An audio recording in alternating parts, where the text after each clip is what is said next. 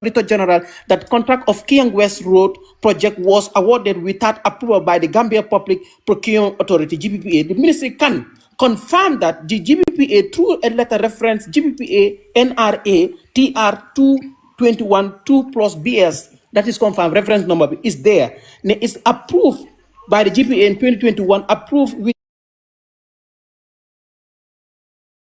objection the award of the contract for the construction of 87 kilometers of road in Kiang West.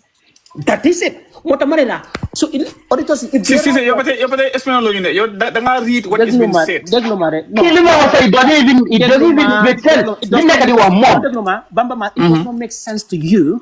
But the people, your own understanding. What does that mean? No, I'm not doing my. Someone allow it. Madina hampan like text much. So agreement. Okay. Yeah, you understand. If auditors write their auditors isn't them in an office, madama gain of and then allow them to do their work. Yeah, you understand. And if they go there, the little set is based on scientific. And that scientific opinion, and then click off of, and now they will apply. They will wait for a management response based on the same flag. Bugay gain of Bugay binda their opinion on that report. That's why you have them have a management response. Auditor report and the fire under management response. And that management response, man, you might get you want to can get to management response. Why law is responsible of government response, not us. You all we can do more. Why you all you have to do more is question and challenge. Listen. No, that's what I'm telling you, Paos. Management response, auditors report, they are not removing that. They are not. And it's there because of under management response. Can mom no can believe in because it's the Nigerian force has like on. It does not work like that. What they will go before FPAC them. So they can nick them ben def do jay fofu non nit ki FPAC will recommend ko mo fay ko wala ñu daxako wala ñu ko court. So da ngeen de wax comme ni ngeen nekk di waxal ñoo amuñ xel wala xamuñ nu mbir yi da day demé. This is the management report that you are saying. The management report that you are saying. Lolu su ko management bi passé to auditors yi dañ dé reflect lolu in their report ne management bi li lañu tontu. Mané déglu lolu ma nga wax li nga xamantene da dé xew bala auditors yi di def sen final report. Bro, hold on. You don't know these things more than us. Please, hold on. You don't know this thing more than us. Hold on. Okay, hold on. Yo, li nga nekk di wax noonu. Those management reports. Yooyu dañ dee génn dem si auditors yi suñ defee seen auditing ba pare. Balaa gaa di dem def seen final report bi dañ dee demand for that management report. Management mi ñëw si auditors yi ñu wax leen auditors yi findings yuñ find si seen department. Management mi ñëw ñu ne leen ne lii ak lii ngeen find out si ñun waaye lii ak lii de fële la dugga lii ak lii soo gisee bu manqué fële la nekk wala lii ak lii daal dafa manqué waaye xamuñ fan la this is what the management report carries. yaa ngi understand and auditors yi dañ dee déglul hold on déedéet xaaral di nga may ma wax fii so auditors yi dañ dee wax lii lañ management bi reply gaa dañ ko dee wax si seen audit si seen lifin bi report bi gaa dañ ko si dee wax mais management bi daal buñ demee ñu audit leen lii lañ ñu tontu buñ leen laajtee lii ak lii lañ ñu tontu auditors yi dañ dee wax lii in their report. Okay. I don't know ban façon audit report la dee lii. So now I'm but if you read audit report as you should can you name me one boo xam ne du nga ne da nga lifin okay can you give me one management response si foofu noonu si biir this audit report bu génne nii currently. Okay, let me just give him that. No, because I'm completely. Let me just give him that. Okay, here is one. Lifin bi num tudati at fisheries, right? At fisheries. This nga boat yi nga xamantene ñoo dee fish in our waters. Am nga gaare dee am read the hold on. Ma nga wax evidence yoo xamantene ñu ngi ci report bi nga ma wax evidence. Naka la indi just tell me everything I give you for your read the cap because I'm having the document now. Wait, what is he talking about? I am just giving him an evidence and he's trying document they will go to FPAC Paos. Hold on. In parliament, so they normally go. They call them all the management. I'm gonna management report. Management response. So where is the government response? Content in the report or at FPAC level? No, FPAC level. Government. All auditors living. They go and respond to parliament. Not government going to. They will respond and then. So why did you link the current audit report we are talking to a government response? They are under in response because if we focus only under management response. What is the government response right now? No, it's not government response. Management response. So is it there right now? Okay. Of course, it's always there. When you write an audit report, because it's always there. Okay, this report is a difference between there is a discrepancy between what government have said and legally find out. It's not about, never mind about that right now. Thank you, Babel. Lila understand. So you focus more. Legal government one and Lila at big Adama audit, it was more than that. Some of them no receipts. Lana guide them audit. Babel. Well, if you have the book right now, you will see what I'm saying. Because man team right now. Why Lana guide audit? The financial report, this one is from 2020. Anyway, this is an old one. Why what we're saying here more legal fine more. They have already dealt with that. Difference between legal fine and legal government report. No, it's up to government now or the department to justify lutang 10 to 50 la. It's up to them. Until then, proven but they are innocent until proven guilty. So Babel. Gis nga fii nii wax yu bari jóg nañ fii nii ne naka la di central bank auditor general bi moo tax ñu génne ko. In fact, auditor general bi amul right pour mu audit central bank. People are just spreading conspiracy theories all over the country. And these are just lies that people are peddling in the internet. Kan mala affaire central bank. Auditor general bi munta audit central bank. Kan mala wax ne dafa affaire central bank. No, Bamba yow mi especially yow mi yaa ko doon sa platform. Yow especially yaa ñeme yàlla. The constitution is very clear. Allah akbar. Auditor general appoints a firm to audit the central bank. Auditor general bi du ma musa dégg maa ngi wax affaire central bank. You want central bank? No. Boy, nobody mentioned central bank here. Déedéet waxuma dama ne Bamba platform mu ne. Ma gisee ñu génne auditor general. Du dégg sa li ma wax noonu sa du dégg. Man I know what I talk about. I know what I talk about. But num tudda di. Talk about the lot which is not true. Why man diga audio report bi moma diga if Gambia was to vote based on performance and policies, then these should be least to shake the government. It's damning. The reports are damning, mom. Xam nga lu mu tax ma ne déglul Babel, let me explain to you something. Babel, yow Gambian nga boy. Déedéet duma Gambian ñak la ñak.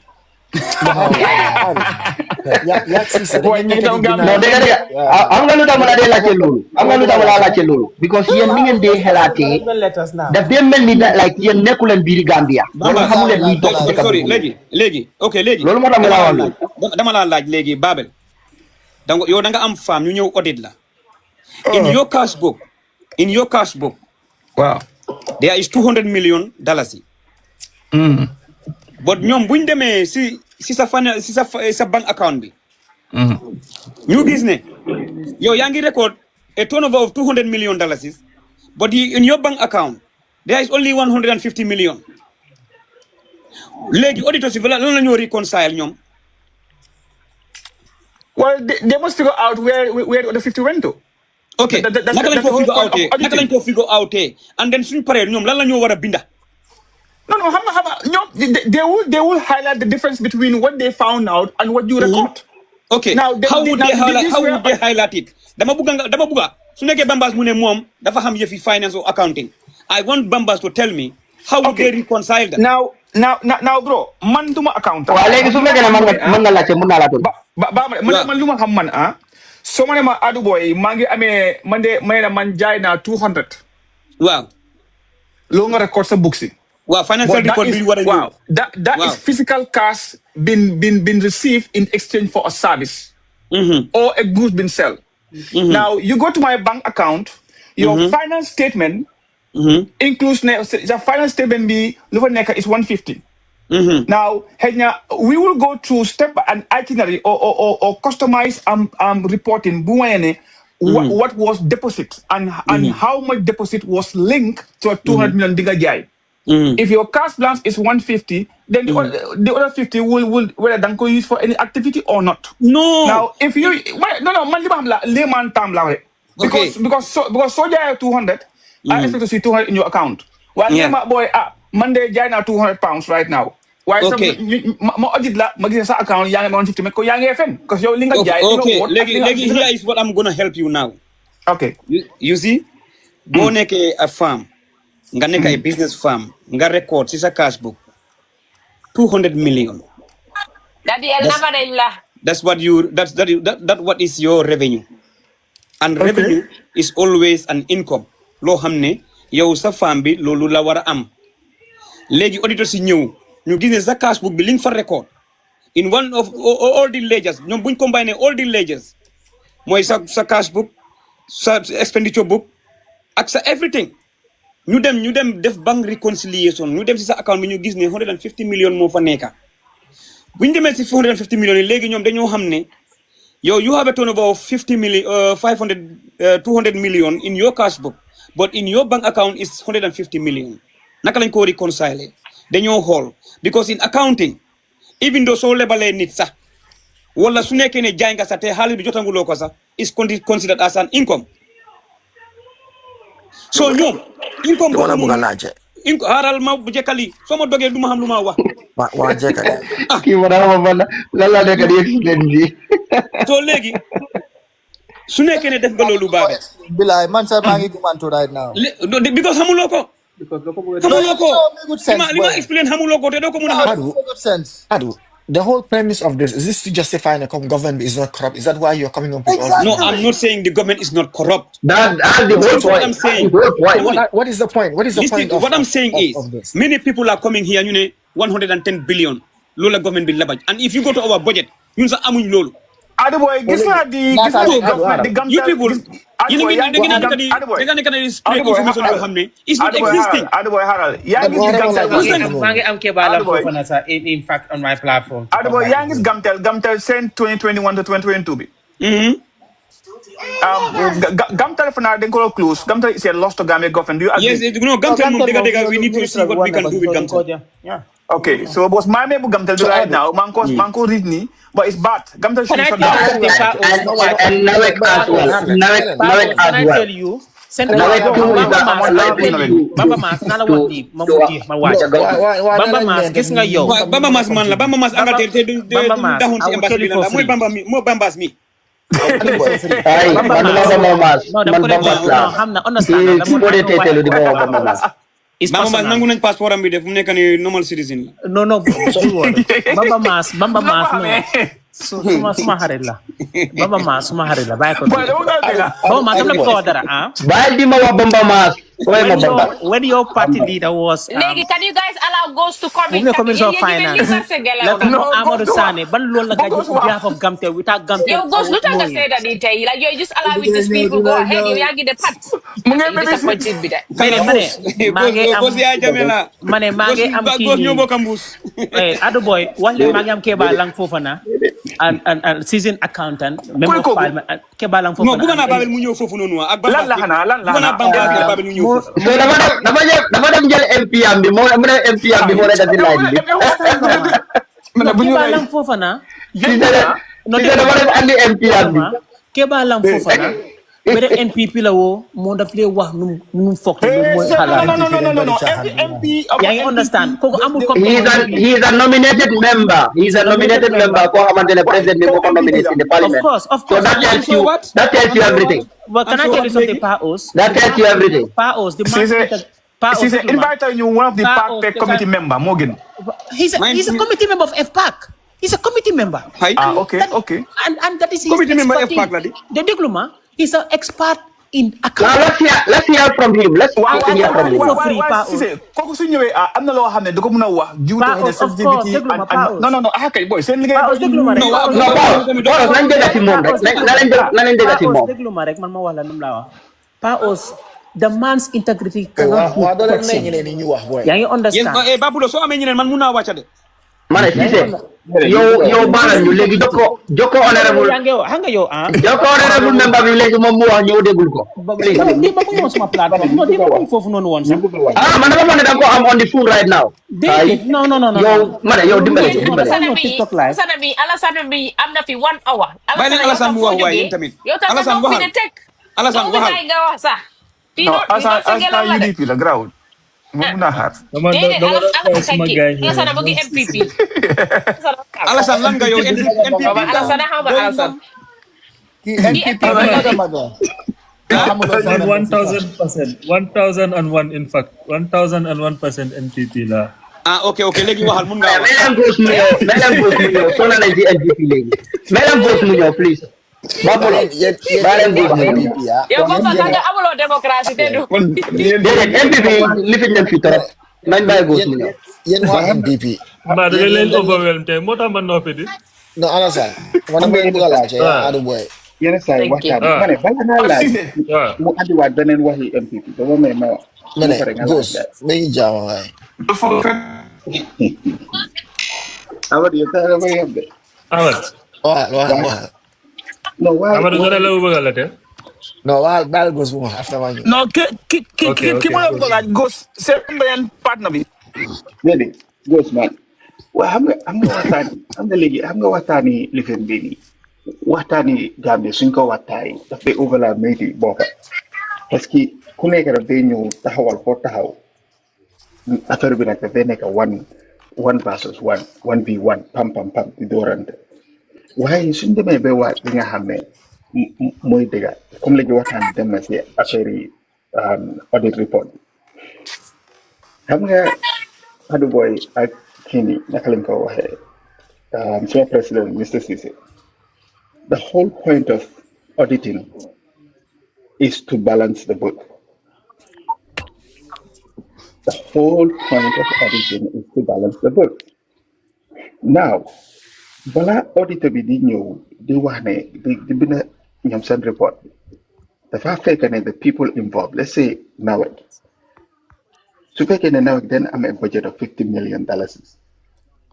Waaye auditors yi ñëw ñu gis ne si biir $50 million boobu noonu dafa am 5 million bi nga xam ne gisuñ fan la dugal as per the books.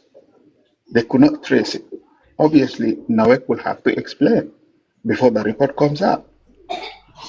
Léegi soo gisee lan moo tax ñu dee wax ne there's money missing, the auditors duñ dee wax kii moo sàcc xaalis bi dañ dee ne lii is missing from this, or it was spent on something li nga xam ne it was not part of the budget. So léegi su fekkee ne auditors yi balaa ñu dee make that conclusion, they go back again to the same institution where they will give them chance to explain or to help them understand where is that 5 million out of the $50 million that's missing or untraceable. So fekkee ne NAWEC could not prove that, then auditors will put that as their findings. Ne, 5 million is missing and it's untraceable. Why that management opinion, Bolenawani Aduboy, that is from NAWEC. It's not the government from state. No, it's not the government. I agree. 5 million be NAWEC X, Y, and Z did it. NAWEC would have to explain, then the auditors would have to come out and say, this is what is missing. And they will write an opinion on that. That's correct. Yeah. That means the books are not balanced. NAWEC's books are not balanced. Now, what is the responsibility of the state after the report comes out? It is to look into that to make sure that it doesn't happen again. In this case, there should be an investigation body that will investigate further to find where the 5 million went. Yeah, it could be misposting. Yes, it could be misrecorded also. Happen account books. That can be determined only through an investigation. Not exactly. Your opinion, not Barrow's opinion, not my I agree with you 100%. So if that investigation is not done, what it creates vacuum where everyone has an opinion as to where the money is going. And this is where the current government is missing the boat. limo and a problem, limo tangane di dega, sachet nañ fi, sachet nañ fale, sachet nañ fi, sachet nañ fale. That could be the case. Because man, I have been a strong critic of Nawak, Dantau, and even ferry service and the ports authority. They've been mismanaging the funds because every audit it shows me the books are not balanced. There's something missing. That is very alarming. So if I was a head of state, 5 years consistently, Nawak is having problem with finances, I will have to investigate them. Not me per se as the head of state, but recommendation through the Office of the Inspector General to investigate. So, however, the government is so dormant and not doing anything to rectify all these issues. And this is where, once again, it's leaving vacuum for people to have their opinions. And that's why you come here to try and defend those opinions. But you cannot defend your opinion if you don't have basics of fact. And in this case, you are going to speak on hypothetical. Well, how about if they spend the money on this? How about if they miss that? Why should we be in that situation if we had investigated it thoroughly? So this is why Barrow is accused of being complacent of corruption. Goes, okay. Goes, luma la bëgg laaj rek mooy xam nga comme li nga explain ni if I try to explain it they will not let me explain it because they think the NPP la I will put on the soft spot as an NPP member. But su nekkee ne nit ki xam nga accounting su management bi bindee an opinion or the auditors binda opinion recommendation ñu attach ko si audit report bi does not necessarily mean ne xaalis bi dañ ko lekka doesn't mean that ne xaalis bi dañ ko korob joxe nañ ko feneen auditors yi luñ gis ak lu fax si génnee foofu ñoom loolu la ñu binda ba pare ñu put seen opinion boole ko si report bi te and they present it to the National Assembly su nekkoon ne président Barrow lañ ko doon jox ni kon xëy na dañ doon edit opinion yi wala yéen dañ ko doon lifin so président Barrow amul ci power to stop that going to the parliament loolu moo tax ñu ngi wax xaalis waaye nit ñi dem dañu war a gërëm government bi they are transparent because they are not trying to hide it understand nga te I hope ne those managers su ñëwee si parliament bi they will explain how that money is missing. So Aduboy suñu xaalis bi réel ñu war a gërëm no dama ne transparency laa wax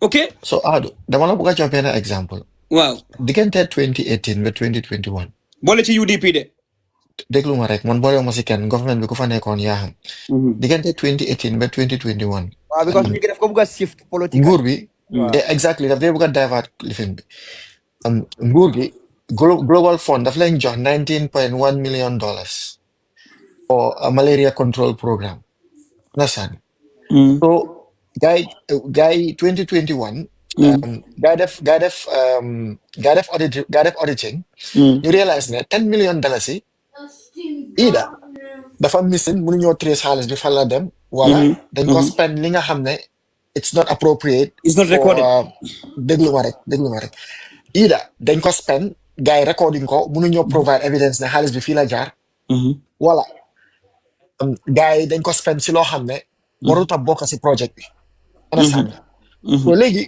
njuuj njaaj am na fa daal si gàttal lu ko njuuj njaaj waa déglu rek man wala ma fa yëfi bro government bi laa wax ok $10 million lu toll si $10 million yi and lu war a tax ne comme lii njuuj njaaj bi mu am na ba pare nguur gi seen boppa ñoom according to the Ministry of Finance confirm ne njuuj njaaj am na fa Global Fund dañ créé benn clause si contract bi ngay sign ak nguur bi ñu ne leen ne yéen because 10 million bii nii munuñ ko prove mënu leen wone provide credible evidence xaalis bi fii la jaar wala fi ngeen dugal xaalis bi waru leen ko woon a dugal foofu noonu so ñun dañoo créé benn clause si contract boo xam ne dafa double xaalis bu missing meaning they were supposed to pay $20 million instead of the 10 million because am na clause bu nekk si contract bi loolu la wax so lan la Ministry of Finance def dañ génn ñu admit to li leen ngay accuse of mooy ne njuuj njaaj am na fa ba pare ñu agree with Global Fund pour fay leen 10 million bi in 4 installments so léegi bu dee ne yow da ngaa ñëw fii di depend nguur bi ngeen nguur bi waaw audit report opinion la dañ war a yóbbu lii si National Assembly bi lii ak lii yaa ngi try to bring up Amadou yaa ngi ma misquote Adou Boy loolu nga fi wax déedéet waxal li ma wax dama ne Adou Boy xaramu leer rek internet la ñoo wax xaramu leer dama ne auditors yi always they put in an opinion under that file. Okay? But it's an informed opinion. Nekkul ne dañ koo génne out of thin air. Obviously. Exactly. Amadou man maa yow ñoo képp koo xam ne da nga lekk bututi Gambia da nga ko war a delloo wala nga dem si kaso bi. waaw léegi yow gëm nga ne seen nguur bi dafa korop. nguur bi lan moo korop. Amadou xaaral ma wax si leen. man ma fi explain dama ne da dee nga ñu ne Adama Barrow wala President's Office yaaxa nañ xaalis bii nii si audit report bi. naa ñoom rek nekk si nguur bi. non dama laa laaj xam nga su nekkee ne ñu ne président Barrow budgetam mu ngi dem State House ndax gis nga si audit report bi ne Adama Barrow office am lii lañ tapale. That's beside the point. Okay, I agree with you. That is beside the point. That's Can you guys hear me? in the point. Can you guys hear me, please? Because you are all over telling me Adama Barrow dafa ko. Adu haral. Tey jii Adama Barrow moo jiite cabinet bi understand nga. Cabinet bi ay ministres ñoo fa nekka. Ministre yi bu dee organise mbootaay yu ngay jiite ministre yi buñ jiite. ñu ngi fa find corruption. ñan la ñoo blame dañoo ne ministre bi dafa corrupt. te si nguuri Adama Barrow la am. D'accord na lan la aaral rek. te loolu su amee. Adama Barrow. si njiit laay moom lan mooy his responsibility lan la war a def. ok bu dee ne comme. léegi ba ma daanal déedéet Adou Boy xaaral ma daanal. bu dee ne comme njiit bu baax la te dafa xeex corruption.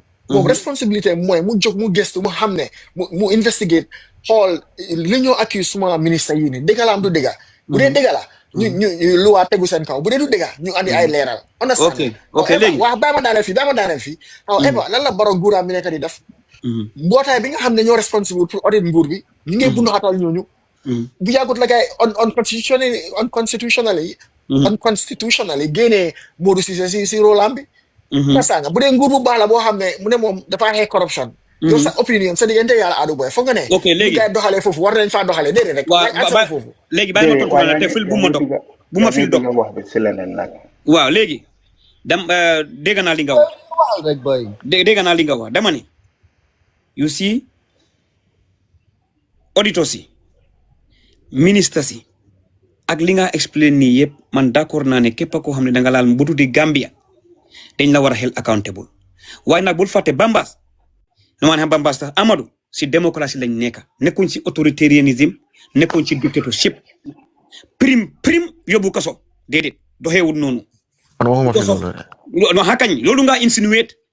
I never insinuated that. Of course, because of su nekkee ne yow nguuram bi lan lañ nekk si di def number one dafa am stages balaa nga nekk di jël ni ki nga punish ko auditing dafa am stages it needs to be clear ni kii dafa misappropriate xaalis bi te loolu gis nga ko fan yële passé am na lot of permanent secretaries ak lifin department heads ñu ngi delloo xaalis ñu ko delloo waaye doo leen ko report doo leen ko wax.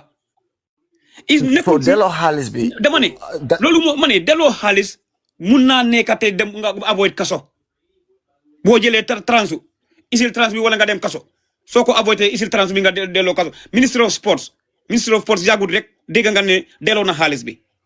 loolu déterrence la. dama ne déterrence dama ne xam nga si administration nga nekka mun loo président Barrow amul caméra si néeg bu nekka. loi bi lan la wax si ñi nga xam ne nit ki da nga war a jël responsabilité dama ne doomi Adama sa jëfin yaa war a jël responsabilité am. non loi bi lan la wax si ñi nga xam ne dañ sàcc alali nguur bi wala alali Gambian si.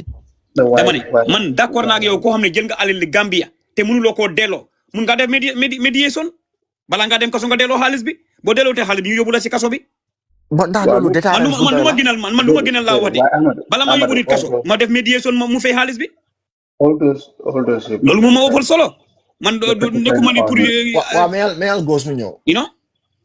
Those mediation depends on the legal agreements you have.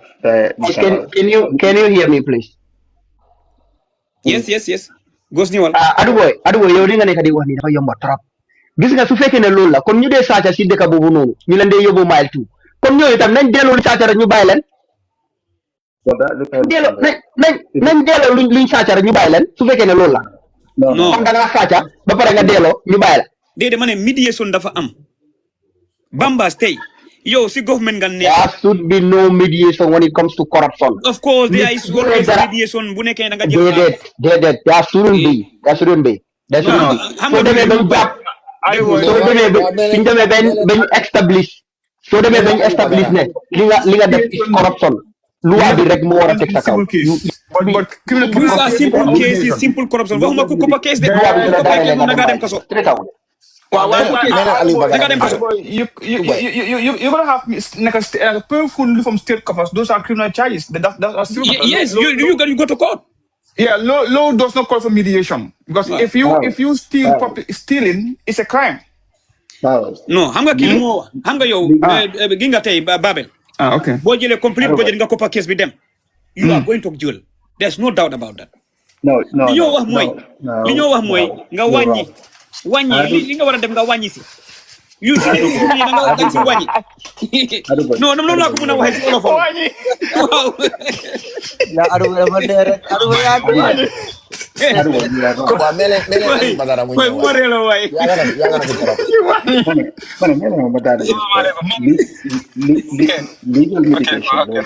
legal medication is nekot nga xamne is a crime. Lolu da fay am Gos waxal ci kaw boy ne ko di waxa sa ci febe boy. No mu ngi Bamba ne.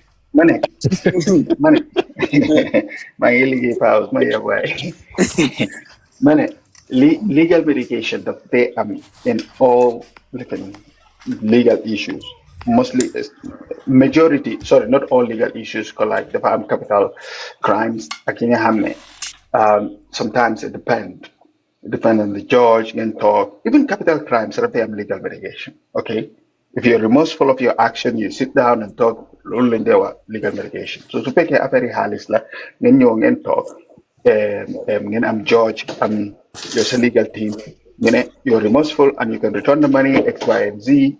Just depends. But I get case with them trial. All those things can happen. However, I'm not saying I feel like you guys have not been fair to Adama Barrow. Because Gambia nekul dekilifin nakalan ko day waxe. It's not Iran or Saudi Arabia or whatever. We have a decentralized government where parliament have a responsibility. The FPAC committee and all these people have a responsibility. When the audit report comes out, it does not go to the desk of the office of the president and the president to act upon the report. That's not how it works. It has to go through the parliament where the parliament will have to do further investigation. So it's a chain reaction. Then you want to do an investigation based on the report being a send auditors in and when you send recommendation for the outcome of that investigation is what the president needs to use as a benchmark to fix the problem. In this case, if the National Assembly ñom send papa ñi nga xamné fofu la wara commencer affaire bi MC ñoo kon président bi mënta def dara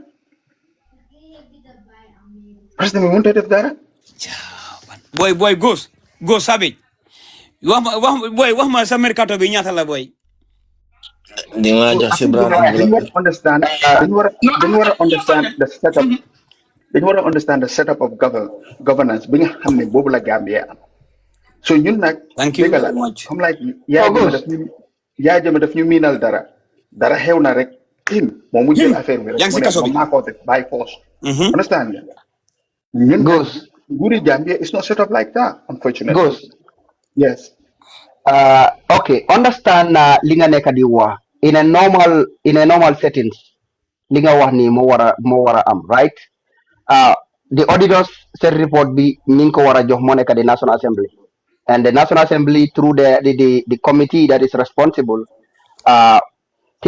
in this case mu neka the FPAC ñom tamit ñoo wara def sen lifin bi num tudati sen investigation bi waaw ben establish ne dégala auditors yi findings you guys definitely dégala lo xamantene la ñom tamit sen ñom tamit suñu defé sen investigation ba gis ne okay auditors yi liñ bi na ni moy déga ñi dañ réral xaliss bi wala dañ juñ jaaj xaliss bi what the National Assembly will do now is to file that file to the how to call it, the Inspector General of Police pour ñom tamit ñu def sen own investigation again ñom tamit dañu def sen investigation suñ paré Then you just file the joko the Ministry of Justice pour ñom ñu prosecute these people ñi nga xamantene ñom ñoo rela xaalis bi wala ñom ñoo lekk xaalis.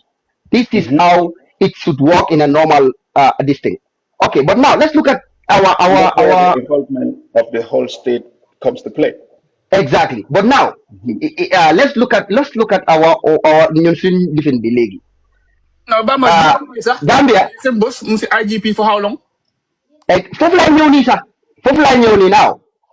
IGP bi su fekkee ne some of these corrupt officials ñi nga xamantene ñom la IGP wara prosecute wala ñom la the Ministry of Justice wara prosecute li fa day nekk moo nekk ne if ñi nga xamantene dañ am doole wala président bi sax bokk ci corruption boobu noonu the IGP will dare not prosecute those people. Allegedly. No, that is what we are going to conclude. Xam nga li tax because IGP bi moo xam na ne liggéeyam si loxo président bi la nekk président bi mun naa toog si suba rek naan ko fiyam rek mu ne ko IGP yow daaxa naa la foofu. So any case bi nga xamante ne the president is involved or the president. Sorry. Give us a case that went through the National Assembly. Thank you for that question. I will give you a perfect case, a perfect example. The case of NDMA, that is the National Management Agency. I'm gonna this office is directly under the office of the president, right? Correct. So me, then you have like 100 million Gambian dollars. Through their director, Sanad Dahaba, something like that. Sanad Dahaba, right? I'm moving away, please. So this Sanad Dahaba, auditor see then flag ne the firm misplaced 100 million Gambian dollars. Mudam through the parliamentary inquiries, the same findings, find the same things.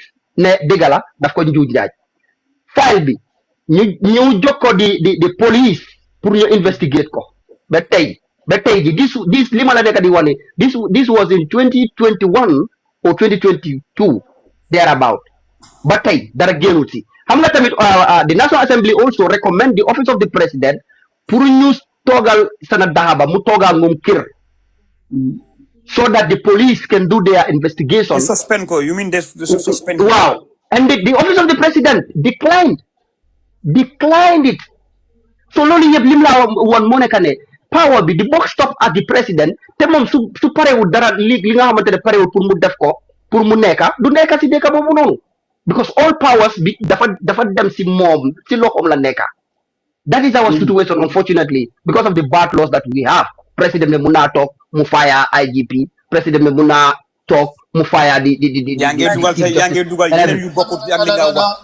No bàyyi ko mu daaneel no li ma nekk di wal moom moo gën a understand because xam nga loolu moo tax most of these high profile cases yi génn fi te kenn du wax NPP dara non loolu bul ko xalaat. Exactly. So lii moo tax cases yu mel nii su fekkee ne président bi am na si loxo wala am na si interest du dee dem fenn file si dafa nekk foofu noonu bépp ndax Bambas moo garaaw file si dafa nekk foofu bépp ndax du musa dem si court si. Dina la mun a wax leena Bambas. Dina la mun a wax leena Bambas. 100% agree on the fact ne comme lu ma waxoon earlier rek Adama Barrow and his the whole government itself, they're not doing themselves a favor by not acting upon again alleged crimes of corruption. Understand? They're not acting upon alleged crimes of corruption, which in fact, again, echoes this rumor, like right now, Gambia, Nip Sakalet. So what you need key sakana, so what you need key sakana, you need Jinyante Saka left, right, and center. But to your point, Luta Lulu happen, or Luta Lulu is because the state is very dominant in addressing these issues. Lulu even Adu cannot defend that. Because the state has no ground to defend it itself. Sabi, a second example on top of the GPA case is big gala joge wax then GPA there is a statement that you definitely got the FIP is at the file is at the IGP office. It happened. Now, correct me if you read the report about this how much this issue be that Barrow's causing about that oil how much Mangi went to the report.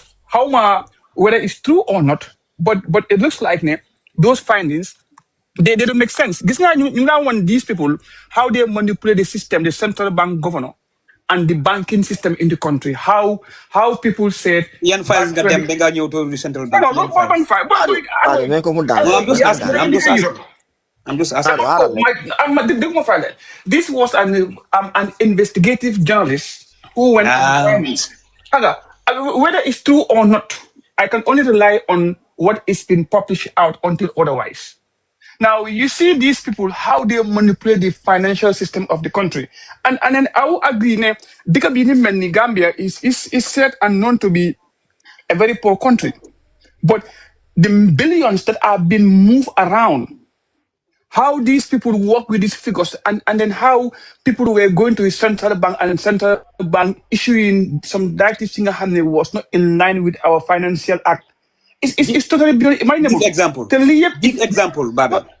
But example, moi that one like moi this naka. That one ban. Moi this moi big who based argument on a report that is example why so far the only example I can rely on what is been out there is what we can work on, but until we have something. And what is that example? Moi this issue of example adu moi ban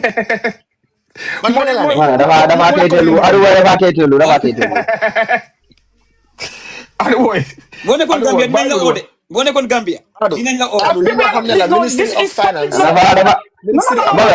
Babel yow bul sonal sa bopp dafa tételu gisoo mu ngere dafa tételu this is a public note out in there. We are talking about the report, not fabricating, not adding. Babel mema 1 minute waaye Adu Boy laa bëgg a laaj benn question rek. Déedéet bu ma laaj question de waxal li nga wax ne waaw.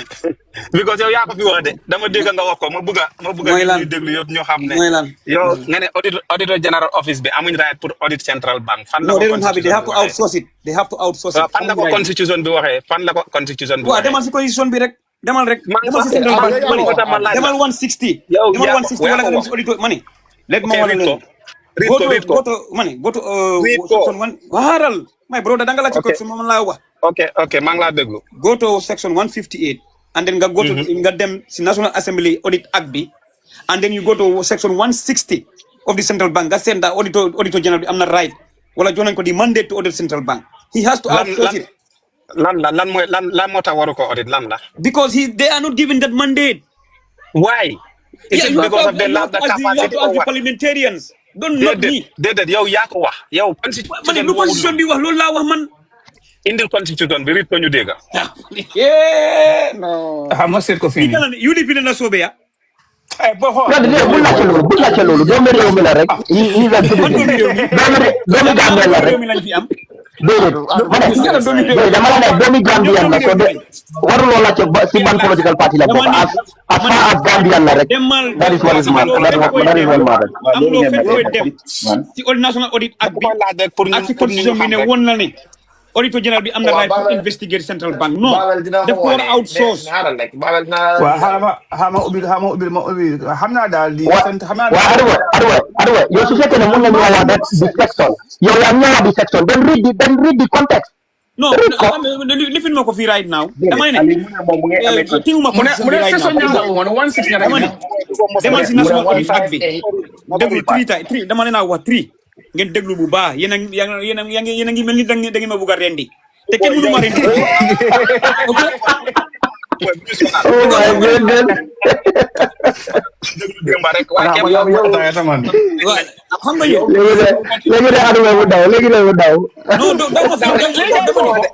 li ma wax mooy foofu na la dem déglu démb rek mu wax rek non déglu ma ke bala foofu na dama ne li simple mooy yàgg nañ ko fee wax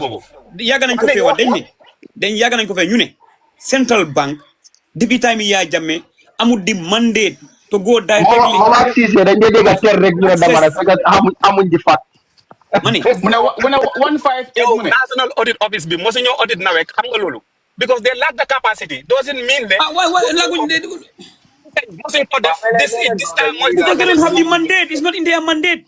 not Adama mandate. déglu ma explain la déglu rek.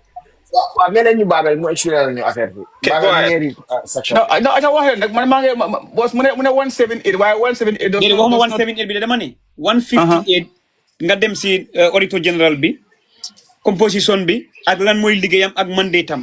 ba pare nga dem central bank 160 nga seet central bank naka lañ ko appointé gouverneur bi ni ko lañ koo génnee ak fonction samsi ak ñana ko war a audit yooyu yëpp dafa war a nekk foofu ba pare ñu yokkasi mu am an adjournment si national audit act bi parliament buñ approve nga dem foofu noonu ama fii that right now ne amuñ that mandate or we call it capacity to audit the central bank dañ ko war a outsource loolu laa la expliqué so it's very simple and easy jaru nga nekk fii di wax ne ban section nekku fa it's not in their functions.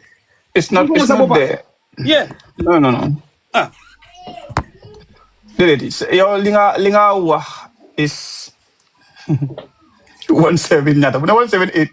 Oh my 178 de. 158. 158. Dama section 158 160 nga seet national the national audit office auditor general ba pare nga dem si central bank bi and then at the same time su nekkee ne am nga di joiner the national audit act on parliament bi pass boobu tam nga read ko amuñ di capacity or the mandate to audit the central bank. They have to outsource it. They have to hire an audit firm. Yo kenn accountant nga. Yo kenn constitutional lawyer nga. Atu daal moo xam lépp. Duma constitutional lawyer. These are basic things yoo xam ne yow war na ko xam. In order to quote your constitution, you have to be a constitutional lawyer. Hey, dama tooñ rek. Yo, how is that problem? Déedéet xam nga ñi dañ ñu gis gëlëm te bu ko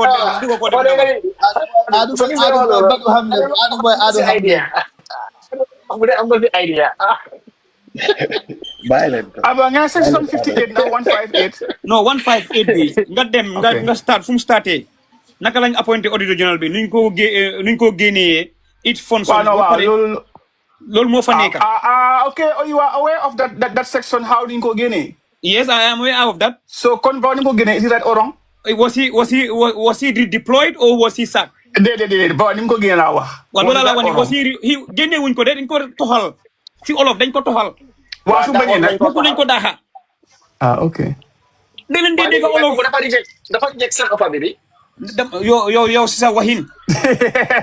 si sa waxin yow. non yow si sa waxin musuloo wax ak moom. musuloo wax ak moom. non léegi lan ban dégg ngeen am pour ngeen taxal ko. waaw léegi lan la tax ngeen taxal ko léegi déglu rek ñu waxtaan. because man yow Phil Babel Amadou Ghost ñun ñoo binda si constitution bi ne président bi am na right pour mu redeploy. président bi soo ko nelaw rek mu ne Babel dafa war a dem fii déedéet. Now, you are an accountant. Now, this is a very honest question I want to ask you. It is financially disciplined, and it's a good practice and ethics within the financial field to remove or to appoint a current auditor general to a minister as a minister. You think that is something good in the financial industry? Well, these are political decisions. It has nothing to do with financial. Then go by. I'm talking about the profession of finance now. Well, is it ethical? Money. You have two aspects of it. It is not a financial decision. To redeploy an auditor general is a political decision. Well, why? Okay. Now, you have money in the profession of finance law. Wow.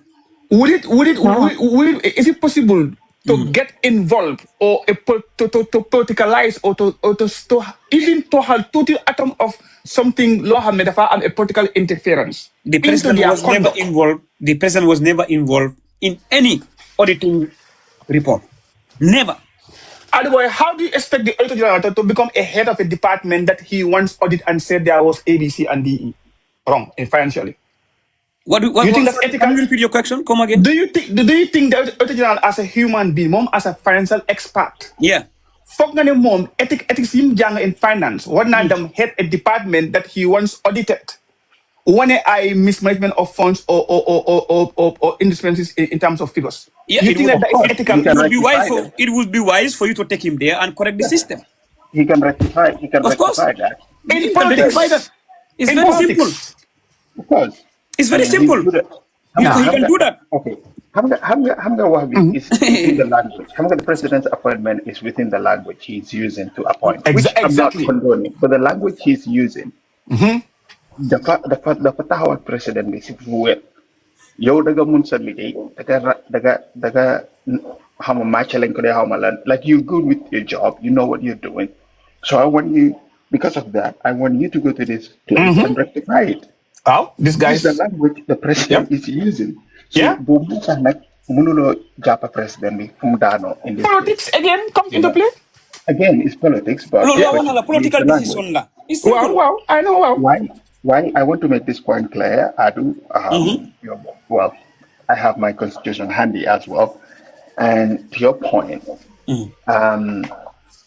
the audit office have the right to audit the whole government. That includes the central bank. But in this case, their involvement with this audit, it is recommended for new hire. Still, they involved, but they go outsourced through the approval of. Thank you. But they can. No hire, then they have to outsource it. No, they can. Recommendation. Guys, dafa am aduboy dafa am fum len dribble. Aduboy dafa am fum len dribble. Harle masetal ko no. Aduboy mo bari man Messi la. Aduboy yaangi buga gomlo ni ñi ne.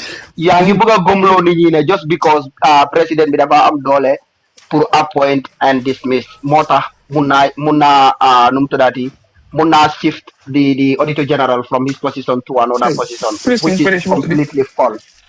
Lolu, President Bidegala, amna those powers to appoint yenen position that exclude the Auditor General and the how to call it, the Chief Justice, the what is the other position again? The Governor of Central Bank. Ni President B, dolem bi xam nga fan la am. Munna recommend ba pare fi la bëggee génnee daf ko based on reason and reason bi nekkul ne moom rek mooy toog rek moo am reason am rek mu ne génne naa kii fii dugal naa ko no, because these are office yi nga xamante they are independent, they are supposed to be independent. So president bi amul doole rek pour jékki-jékki rek ne génne naa diw fii and also the IG the chairman of the electoral commission blah blah blah, right? President bi muta jékki-jékki rek dismiss ñi wala génne leen yóbbu leen feneen non si suñ constitution amul doole he has to do it no mema da nga dribble on fi nit ñi he has to do it with consultation with the public judiciary service commission te ba pare moom liñ ko waaw ba pare moom su koy def dafa andi ay evidence yoo xamante ne moo tax mu bugg ko change wala moo tax mu bugg ko fire Bambas, yow guys so be yere nga mëna dri. Why ndax nim génné ki Mamadou Cissé, is it Mamadou Cissé? Ndax Mamadou Cissé num ko génné in office dafa jaar ci procédure bobu nonu. Okay. Bambas. So nim ko génné it is unconstitutional. Nim ko génné it is unconstitutional. Bambas. Yaay buga nekk fi di ndax nit ñi fi. Bambas. Defal nak yow waaw gos daf la bëgg jappalé ba ko mu non yow guys so be rek nga mëna dribble boy naka albo bu ñu yab way okay ko jappalé in xam nga man dama day bëgg fair, we have to be fair. In the president remark, he did not say he removed Kini. There's nothing like remove. Understand? What to remove? If you take me from my position, you take me to another position. What does that mean? No. The president did not remove this. Someone in a firewood co. I can understand that. Why someone in a remove food co? No, remove monk, remove banner. Bambas. Okay, consider. Why? Can you establish right now? Is the now when the presidents redeploy people, we're talking about departments that directly involved in government-related activity and which he's under. And and which are not independent. Yeah. Wow. So why law hamne, for it to happen, it has to be in consultation with a commission, with an institution. The president cannot use the term redeploying because at that point it would not be redeployed, or it will be something that is ascertained by that institution or in consultation after and it happened. So how this law should be decided? Okay. So can the Auditor General himself, can he leave? Can he resign from his position? Yes, he can. So he can leave, right? Wow. Yeah, anybody can resign from their position. Okay. If the Auditor General can leave from their position and go somewhere else, right? Women, do you have to involve the Public Service Commission? Well, that is he is voluntarily. Go ahead. Wow, he has no legal grounds to stand because he's rendering himself jobless for another job. There you go. Yeah. The president, the office of the president, the legal ground is now. We call this person, this man. We do not call the Auditor General. We call this person, we have this position to offer you. Yeah. Right? And he said, sure, I'll take it. Right? He agreed as per them. I don't know what is, because I'm not, I don't have. No, but that's their word against the Auditor General's word. Don't be legal-minded here, Bambas. Come on.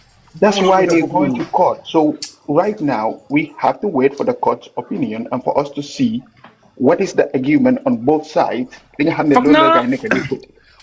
to the president, he did not remove this person. He offered him a job and he took the job, so he hired someone else for his position. This guy, man, I'm fearful he might lose the case if he used the word forcefully removed from office. There you go. Wow, because Lulu is in one of the first readers look for is forceful removal from office. Now, how they gonna do that legal argument? But that is what actually happened. Well, it would be illegal. He was forcefully. No, he wasn't. No, he wasn't forcefully. He was. We all saw it on videos. No, because he has no job after that day. No. You guys are missing. You guys are missing the point. Why we didn't force more? Because we saw the police removing him from the premises, and that's where the forceful removal will come into play. No. And in fact, it's no longer an employee of that institution. No. Ghost, you getting that wrong. Legi Harama explain to you. You're getting that wrong. Because Hanga Lanmo Health Finisa. This man was proposed for a job as a minister, right? But he did not sign any contract. Bita ngane legi bokatut nekatut as nekatut the Auditor General. Now he's a minister. He then ko proposal bobu nonu mo mune dafa ne did it. Why president be or office of the president mune dafa waxone wow verbally this was a verbal this thing bi nga xamantene ñomi nen ñoo tok ñu waxtane ko ya nga understand si c'est mune mom biñ ko proposer mom dafa waxone did it. Why president wala the president the office of the president ñom ñu ne dafa waxone wow wante this is just verbal li amul dara li nga xamantene dafa sign. Okay, wow nanguna jël his lawsuit so mbugi so every time. Okay, go ahead. Is seeking remedies, a declaration that his forcible removal ordered by the Attorney General and Inspector General of Police violates section of the Constitution. 2, a declaration that such action breached the National Audit Office Act 2015. Start 1, a definitive declaration that his removal from office was unlawful, null, void, and without effect. The second one, the fourth one, any other orders the court deemed just and appropriate. Under the writ, both defendants are required to file their statement defense within 21 days of receiving the plaintiff. So he's looking for 1, 2, 3, 4. Four remedies he's looking for. Man, I'm only feared the word remove. Both small little dal ninko justify. The removal that happened. Because later we use the word remove because he buyut office B. He did not resign. But President Bemune mom firewood ko. So how did he leave that office? It was forceful. Garenko gene fofu non forcefully because mom resigned. But President Bemune mom firewood ko. Which obviously the president did not have those powers to fire him just like that. And I the IGP, So little more qualified ne Garenko forcefully removed. Okay. So lady, as far how the grounds, the reason the police were there is because as for the police, this guy was trespassing. That place is not his office any longer. And this is from the office of the president. So that is why the police have to trespass him. So he has to leave the premises because it's no longer his office, which this guy has done the right thing, going through the courts and telling them, Mandal, limo machat, limo ta. The madam ligi after you gain him a. But from the president's side, they did not remove him because they offered him a job and he agreed on a different job. So they offered his job to someone else, which automatically he has no job at the audit office as per the office of the president or the state in general. So now the state will have to go into court and argue this. And all of us, Lee is a test to the democracy of the Gambia. So the new hard Lee Sugeni Fofuno, because this could be a precedent for further cases and a case study for other presidents as well in the future. People to have legal grounds. Yeah, it's gonna be a crucial one. It's gonna be a crucial one because the state did not have any evidence or any legal evidence boo xamante ne ñoom mën nañ ko present ne kii dafa nangu woon ne okay. You don't know that. You don't know that. No, because they did not even mention it in their press release. Bi nga xamante ne moom la gaay génne. Mentioning foofu ne kii dafa sign any document. They said it was verbal. Comme kii dafa toog ak président bi proposal ko moom mu ne waaw nangu naa and then moom mu ne déedéet moom buñ ko proposé moom dafa ne déedéet. So this was just a verbal conversation boo xamante ne kii daf ko am ak président bi. But they don't need to come to the press and tell them here is the letter, here is the legal evidence. And no, but even if they don't present, yeah, but Savage, even if they can present letter to the public, but they could have just mentioned, okay, he already signed a contract, or he already signed a letter from the office of the president. Why dañ ne verbal discussion, verbal conversation. That's what they said. Bamba, they don't have it because the difference between a political party like today the UDP is coming and defending with some of their members that left. It's just because it's a political party. It's not a state. It's not a government. Government needs to have standard. Munlo ñu talk, ñu ci press bi di defante ki wax li ki def li ki def la. No. The standard needs to be followed. Wow, Sabit, hang on lu ma remind Sabit last year dama jina moto. Now, moto madam put dialogue after less than 24 hours. I'm not some medical issues, some technical issues. Like my ege, koko instead of modern some highs be full, we have an argument. That's say gain £1,000. Like my pull and pull. After okay, munango. Musain lo my kidney, I have withdrawn £1,000. I have taken back the same amount I paid. Muna kasi envelope johma, ma sign kidney. Man, I open the envelope. Now, my content nekede, that's £1,000. I went to court. I lose the case because court definitely my yes sign is for the full amount. Where is the evidence ne legal agree on? Because my argument your signature was there. Yes, and wow, why one na de linga wax nekata fa fen. So more than ñun suñ fi ñun fi la wax de Amadou could look it up himself. Ñun fi am nañ legal contract bi nga xam ne it was binding because of kooku dafa send emoji xam nga that emoji that thumbs up okay right daf ko send message mu ne ko is it okay to go ahead with this mu send emoji thumbs up defut fa dara emoji bi rek la lifin the thumbs up bu dee bu indicate ne okay Bobo said, little more binds and contract. He couldn't get out. Went to court. No, you agreed because you said this. No, but I didn't sign the papers. I'm sorry, you didn't sign the papers where you agreed. Consent. Yeah. It's good for it. Well, it's hard pain for the guy, for the victim, and family, and I feel sorry for them. But then it's again another milestone. Being a the Fagina test our judicial system and also Gambia's democracy and see and head perhaps need na silani because board the one na ko yakuma jete hanga and it went to court and that was clear. And again, you debate on, but when there was no section in the constitution that says members can be if he had the powers to hire, he equally have the power to fire. That was the debate going around in circle. But any piece of legislation being hamne dafa one yes, the president can hire and fire. You know. Exactly. It interesting, mom. It was interesting, mom. Wow, It's court before now. Mom. Wow. I think it's good. It's good that the government sometimes made up blunders and then you take it into court. Legal battles and bring up precedent. Because I feel sorry, nothing these are technical things he's getting himself involved. yes, because the people he surround himself. Exactly. Wow. And what I'm look at this government sometimes this government that digga because you never get ping down out. You gonna go. Because all key ninko johel ligay johal ligay ken hamut guy nang na wow guy wow man di dama to me wow you know what it was a big trap.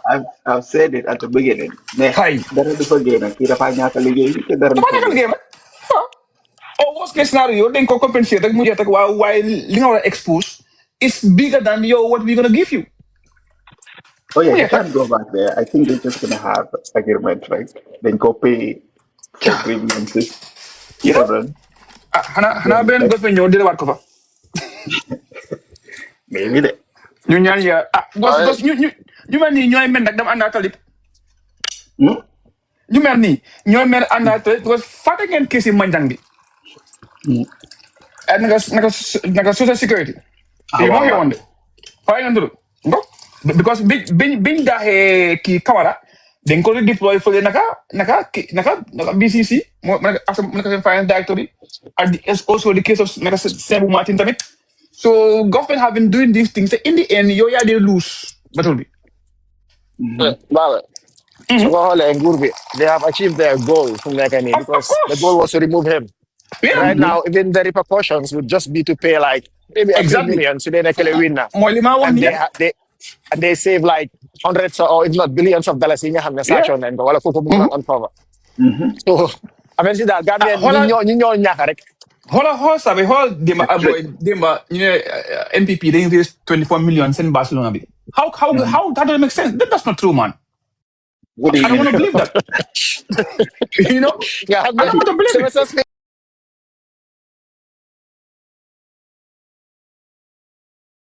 Feel tafal na fii nii ba génn si wax bi xam nga lu tax loolu moom si boppam leer na ko ne there is no way ma daaneel tey there is no way yéen soobee ya ngeen win a full-on consequence in Gambia amut munu leen ko What are you talking about? waaye leena moom di ngeen ko def leena di ngeen ko def Why goes? On a serious note. On a serious note. No, madam,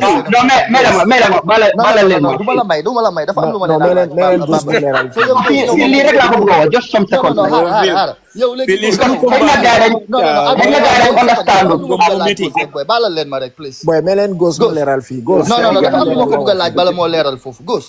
For example, today, right?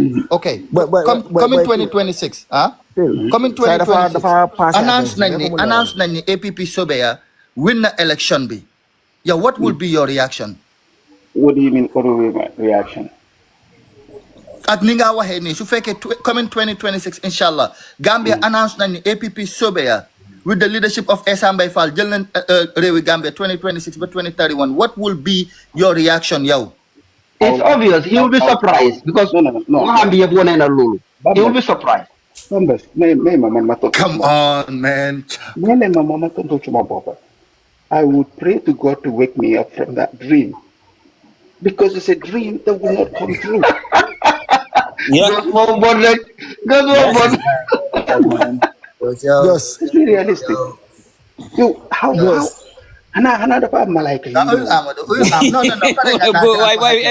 Goes, sabi, bye lulu way. Muna naman may malaika. No, bye bubu. Boy, Amadou bala nga ñëw boy doo bàyyi Jallow mu wax rek.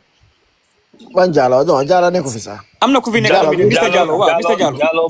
Jallow dafa yaa waxtaan bi. Non ba ma bëgg mu wax rek den ñu di la moom mu def. Non Jallow dafa yóbbu feneen dama la gos mu leeral fii. No, xam nga man lan moo ma jaaxal wuy ma just man 2 minutes rek. Man affaire si nag. You know, xam nga man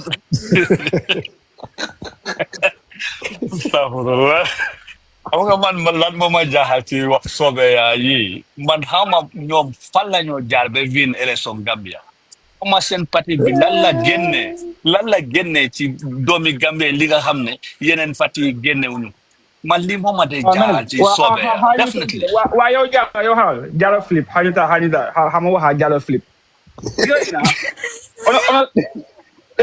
honest gis nga xam nga li nga wax ni all jokes aside now at this point of time ak ni dëkk bi di demee nii and going by our political history man as a Sobeya member man suma say waxal le given the last statistics ak ni Barrow winee mënuma evidently wax ne Essa dina win waaye mun naa win.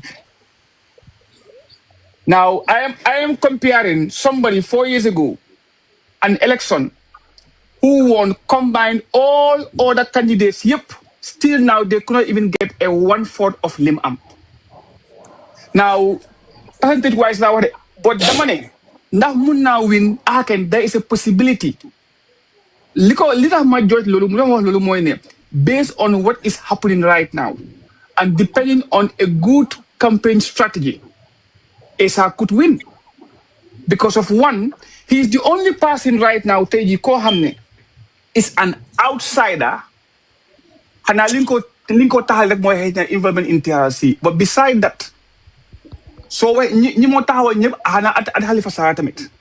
But if Gambians do not endorse what Halifa Sallah was saying or don't want to vote for them, Essa could be an option.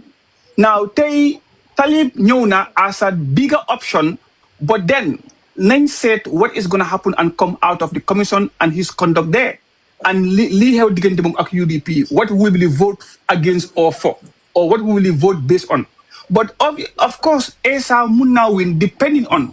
But the nature and the caliber of the Gambian voter at Nigay they voted, the only person who can respond to that nature is only Kutahausi Bopin Guri, te Ame Ale Riumi. That's difficult. Not because Essa munna lose because of Henya Amud base. They did. Exactly, Babel. And I agree with that too. Wow. Bardafa win because he controls everything. Lila ñom goes baña dega. Wow. So legi but xam nga legi campaign strategy bo xamne suñ ko apply we won Adeboy mu ngeen Barrow amul xaliss bo joxewli Adeboy mu ngay imply ne nekete there is something bigger than just them talk wah. Which again, Essa is no longer the Essa we used to know as an independent candidate, however, is part of a party. Now, all Gambian political party, they have a common denominator. Moylan Sisuf, I'm Ben party going to go. One. How much was right now in the 21st century? New people coming in and they want to win and they want to see their party win. But every political party in the Gambia, yang in new that Yusuf. Bibaro more fein, boss more win mota near Fasata. But nyam new kodef. But beside that, if we have a level, APP. What was the percentage of APP 2021 election? This question They did not even contest. They endorsed Doi. They endorsed Doi. Wow, guy endorsed on Doi. Wow, Essa as an independent candidate. So there was no Sobeya at the come Essa for Barrow Essa for Barrow. there was no survey at the police station. But lima was money, man, that it will be a big challenge and a hard work. As I was not demba. See, life and be. A coalition is just like an insurance, a guaranteed vote. But going individually, it requires a heavy job. But it's a possible because of these are people who are voting. But come next election, na gamen si nañ faté because ma give an example. Nako repeat here again. Now, latekuna that juma.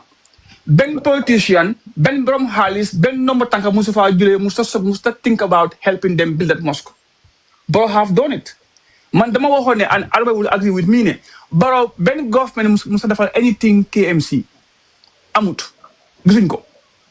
Now, tell the one project that Barrow can use to campaign Taiji, Moy Juma, Jujum Sampadi, Binga Hamne. Nyata Brom Halis, Nyofa Romba. In fact, very few. Nyata politician ñole am campaign that area. Juabo bin doge nyan halis board of conduct. Now can we have the campaign that area? No, Babel, yage mistake. Bo hene no harama lerafi. Bo hene ben government dafa route KMC. You are mistaken because Jammeh with APRC more bill on that Serekunda market. Tahio Jammeh moko fa bill. No, okay. Beside those things right now, because come the rapid development binogis outside. KM and Banjul have been Banjul ben laga am. Moy ya je bi ñu dafa tali for the first time ci kama jonkoni. Dafa yangi mo gay ñom teflo ni de. Boy kula. Mu ko so adu boy. Bu ko dega de nijaayam ñoo doon contrôle bobu suma gaay yi la nijaayam la de so mogu ma man kena de kër gi la mo no allo wala mu ci bokam so kenn du mo dam taxaw ci dikay yo xamne mus ñom ambulance au tali lu ñu am su nekké lu bon sax dina ba dafu dara baax amé lu réew mi now again like li mo moy it depends on the campaign messaging instead of taxaw ne ba dafu fi dara. But if we have another strategy and another line of communication to send the message of Lee Health and Yep Galaye plus be you could translate into a nationwide communique. Because I understand. Then they can revisit. Now, you know what? Should we not have better than Lin Am right now? Nah, then you have buy you have that then you know Mbamal don't you period right now. Yep, it depends on key campaign as a campaign team be and how much effectiveness your communication is from the length. Cha, life adopna. Wallahi bi dogo. Babulo yo dictator nga yo. Guy never will dictate motor mo fay comment section. Babulo dictator. Man duma ko dismiss. No, why pause? Kis ka linga wax nonu ne guy yo yep lañ wara set up pour muna communicate lolu to the voter. 100% right. They need to find a way ñu summarize lolu yep ñu articulate lolu ci electorate. Why it should be nga gis fi instead of guy def lolu suñ nekk ci platforms especially ñu ngay jamante xeer ñoom neen. Exactly. Fofu la bëgg ñëw fi oncle. Adu boy ñëw ek ci kaw yoko fa kerosene. jaxase mbir bi yëpp. Exactly. So li ma bëgg a wax sax li ma bëgg a wax sax moo nekk. si njëkk a ñëw dem Adu Boy ñëw dem dadi LX. waaw si jëlee break Adu Boy ñëw waaw. Adu Boy requesté dañ koo bàyyi si suuf muy type.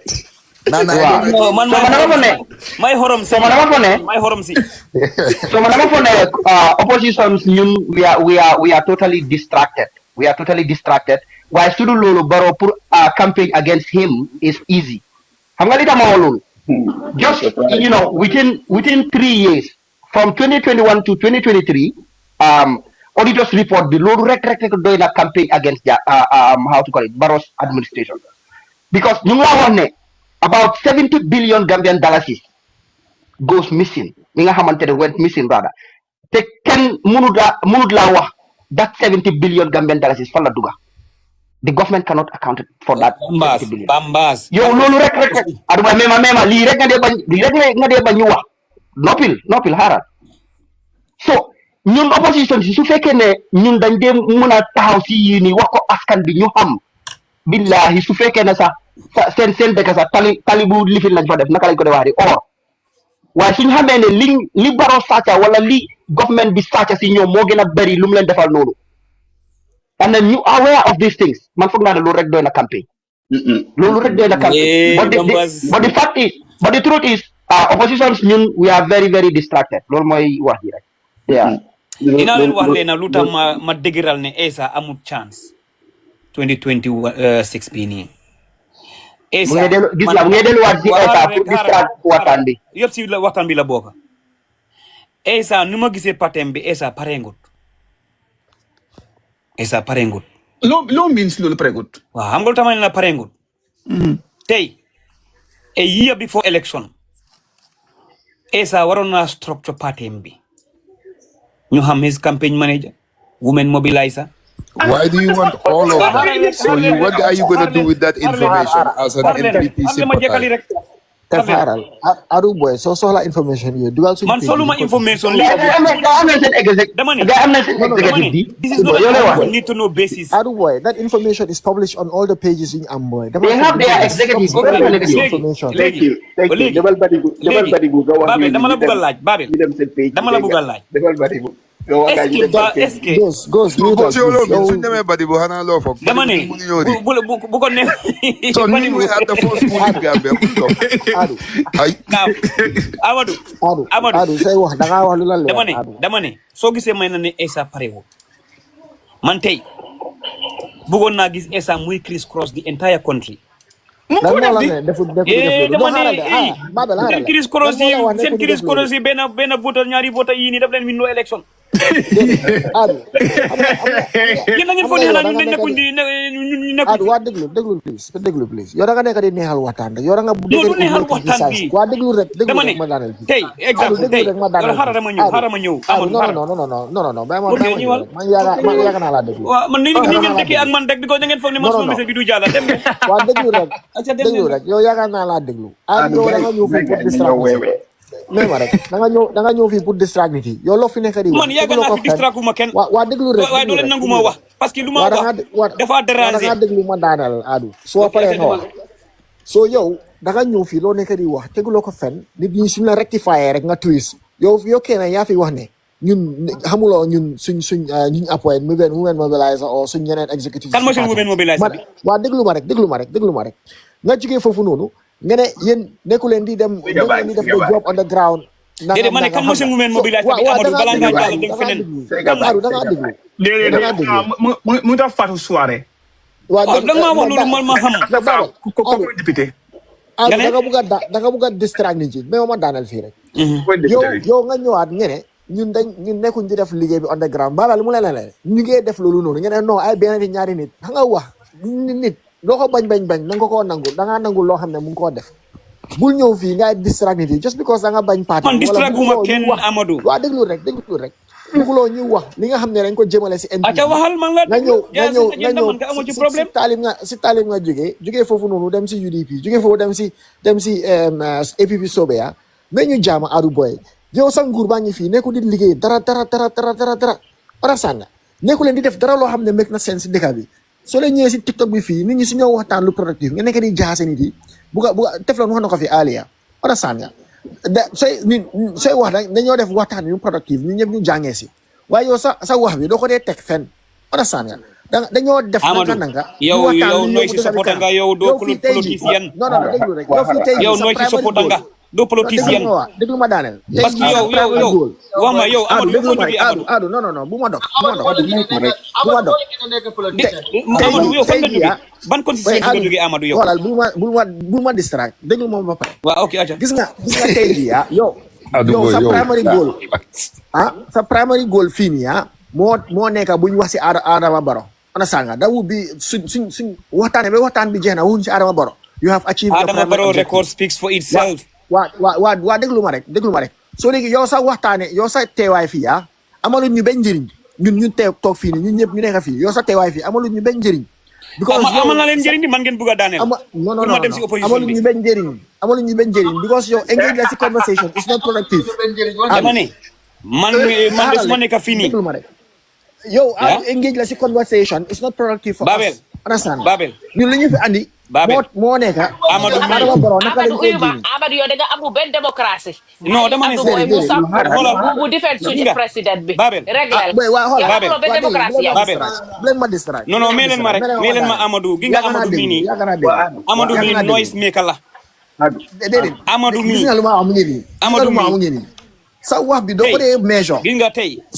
xoolal gis nga tey doo ko dee measure understand nga say wax da ngaa wax dara nga baak ko waaye yow da ngaa ñëw nga tibee wax man su ma nekkee maa ngi wax man mu naka laay toog baako be suma wax da ngeen naa bàyyi ma wax ko be yaa bàyyi leen ma wax doo leen ma bàyyi ma wax su ma waxee ngeen dog ma su ma waxee ngeen dog ma su ma essayé lifi ngeen dog ma d'accord loo ak man bàyyi bi ma daaneel nga door a jël ok yow dafa simple dafa oo suma tur xaaral mais Savage mutual pareguma yow dama la bëgg a laajte dara leena yow da nga ñëw nga wax fii nii affaire yi KMC nga ne Talib right now dafa am momentum am na loo wax nga ne si ndaw yi bëgguma laa miscode so bëgg naa nga leeral foofu noonu balaa maa laajte sama question because boo ko waxee dafa yàgga yow nekkul woon di déglu ba pare nga bëggal lu non maa ngi doon déglu waaye benn xel laa am dama understand lu fi jaar dafa bari bëgguma ko miscode déedéet loo dégg nag loolu laa wax léegi laaj na sa question non dama bëgg nga leeral foofu balaa maa laa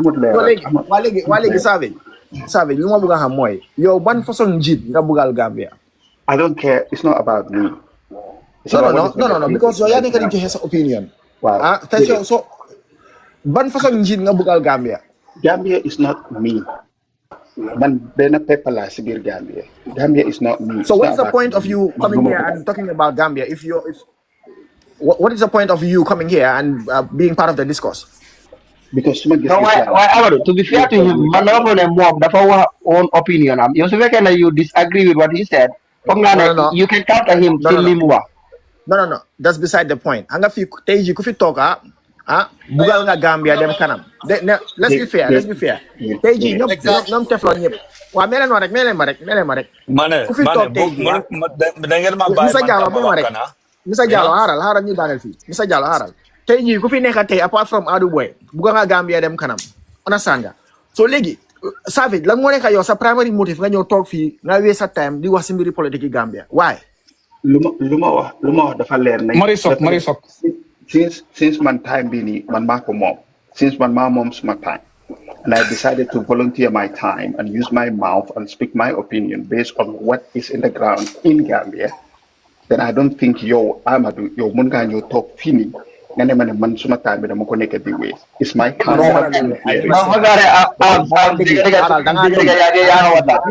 dangaa déglu man waxuma loolu dangaa déglu man lu ma la wax mooy man mun naa waxal suma bopp dangaa déglu man lu ma la wax mooy what is the point of you coming here bu dee ne comme yow su dee sa primary objective mooy lu gën si Gambia because ni nga dee waxee dafa mel ni toon boobu nga dee waxee understand nga so what is the point of what is your presence here today like what are you trying to achieve well suma presence here has been felt to a point that you're ready to counter what I said and that was the main objective I've already spoken my mind now you have an interest in what I said and you are deflecting. I'm deflecting on what? What's the point? What is your presence here today? Why are you here? I've already stated my presence. Why? What is that? What do you mean? What is that? Everyone heard it, including yourself. So why should my opinion of this my opinion of this what is your presence here today? Because hanga ko mun nga wax, but there is a reason lu tax ñuy wax. Understand nga? Okay. Da nga bëgg a xam loolu. Reason baa ngi nii si kaw Bapolo. He said, "Will Talib." Waaye gos nga ñu jaama waaye. No.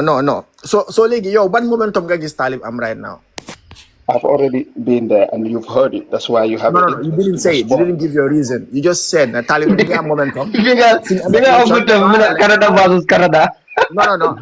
Yow ngeen Talib bi ngi am momentum ba pare right now suñu defee election moom mooy win su dee ne comme kii la Essa Faal Mama Kandeh Halifa Sallah and all these new parties understand yow loolu nga wax so léegi okay however you want to frame it doesn't really matter léegi yow why do you see that ngeen defee conversation tey dama leen di dictate how can you judge that moom dafa am momentum loolu noo ko géejee Tokala Talib, I've already given an example. Man suma taxawé man maa ngi daw race suma diggante ak kii nii naka la ko doy waxee.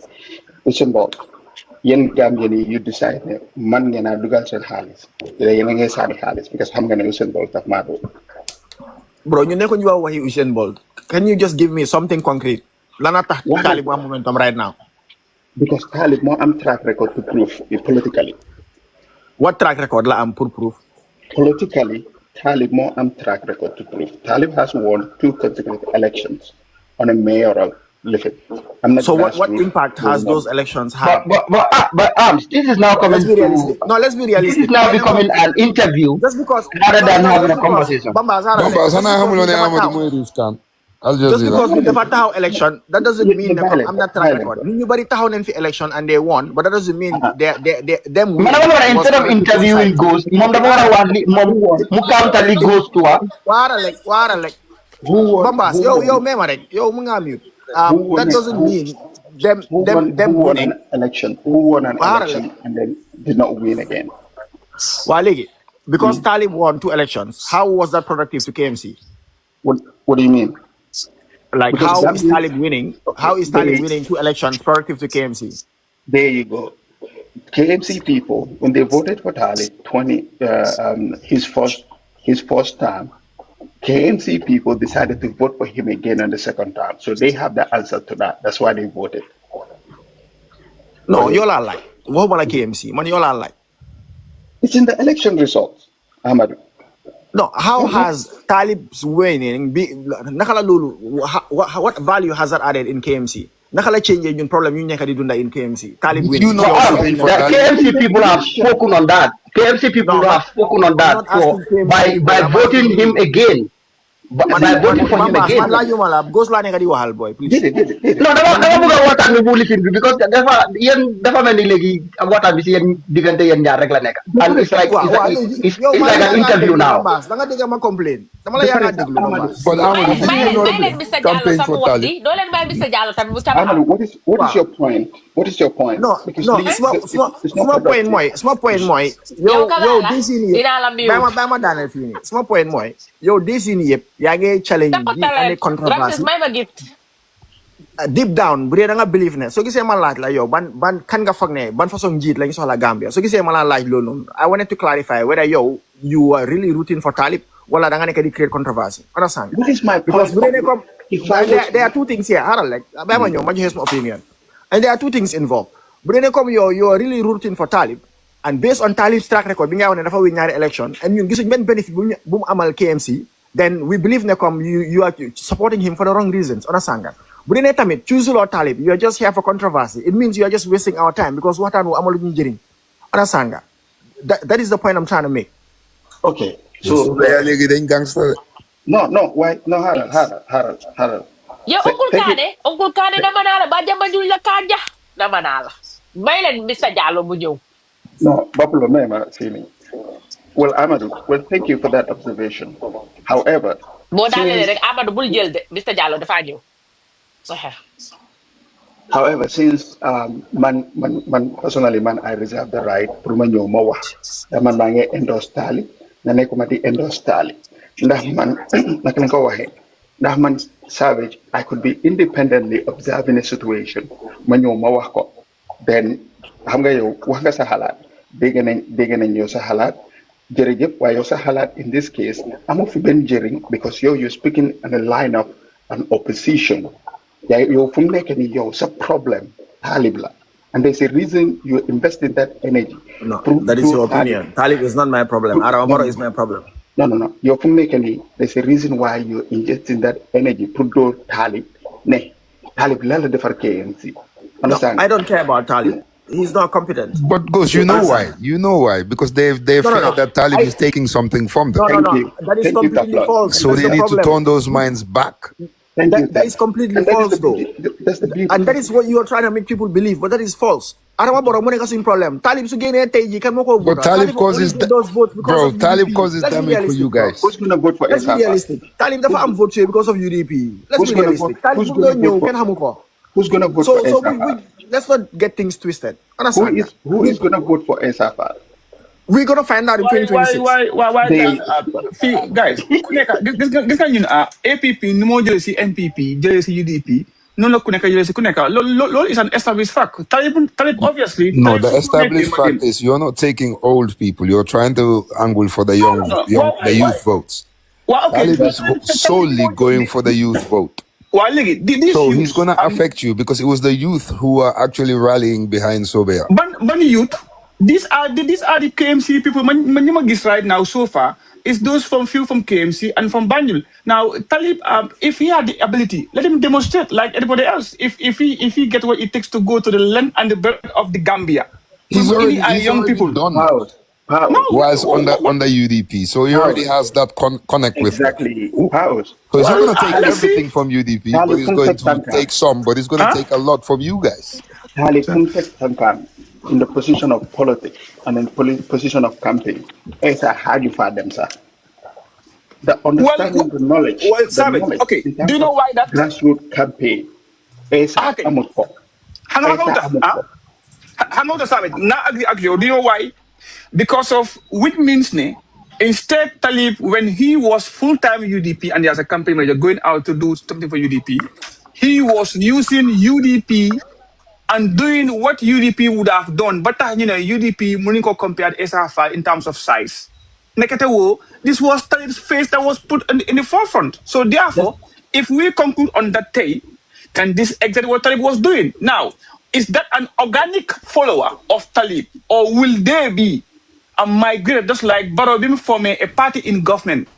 Did he manage to migrate all government hearts and minds and UDP, some of UDP members into MPP?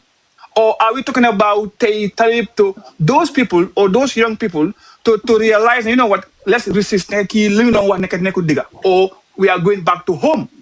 And I say these things, Bilefile 2030, Kuneka, you will go back to where you belong to. I said these things in chambers many months ago. Yeah. If that happens, then Sobea will be left with zero. Because Sobea has nothing. The party you're claiming is a party. Could not even contest. There was no APP. That is not true. Foundation. That's not true. That is false. APP, you come on, the documentation, the registration documentation. You book CSFL 7,000. That was absolutely not. Boy, sorry, nice not going. No,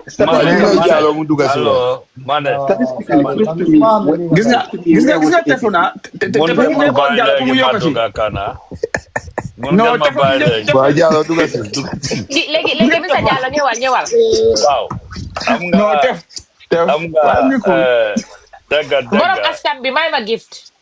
Dega. May leen ma gift. Broda bi lu mu nekk di wax noonu fu mu nekk ni Talib. Léegi damay woyaan. Du fekkee ne 200 la 200 vote la. Kabal doo may gift. Ak Sobea taxaw na. Talib dana yóbbu fekkee 200 la Talib dana yóbbu 170. Fu mu nekk waaw yow dégg nga thank you naka leen wax naka ko wala wax. Déedéet maa Jallow daanelal.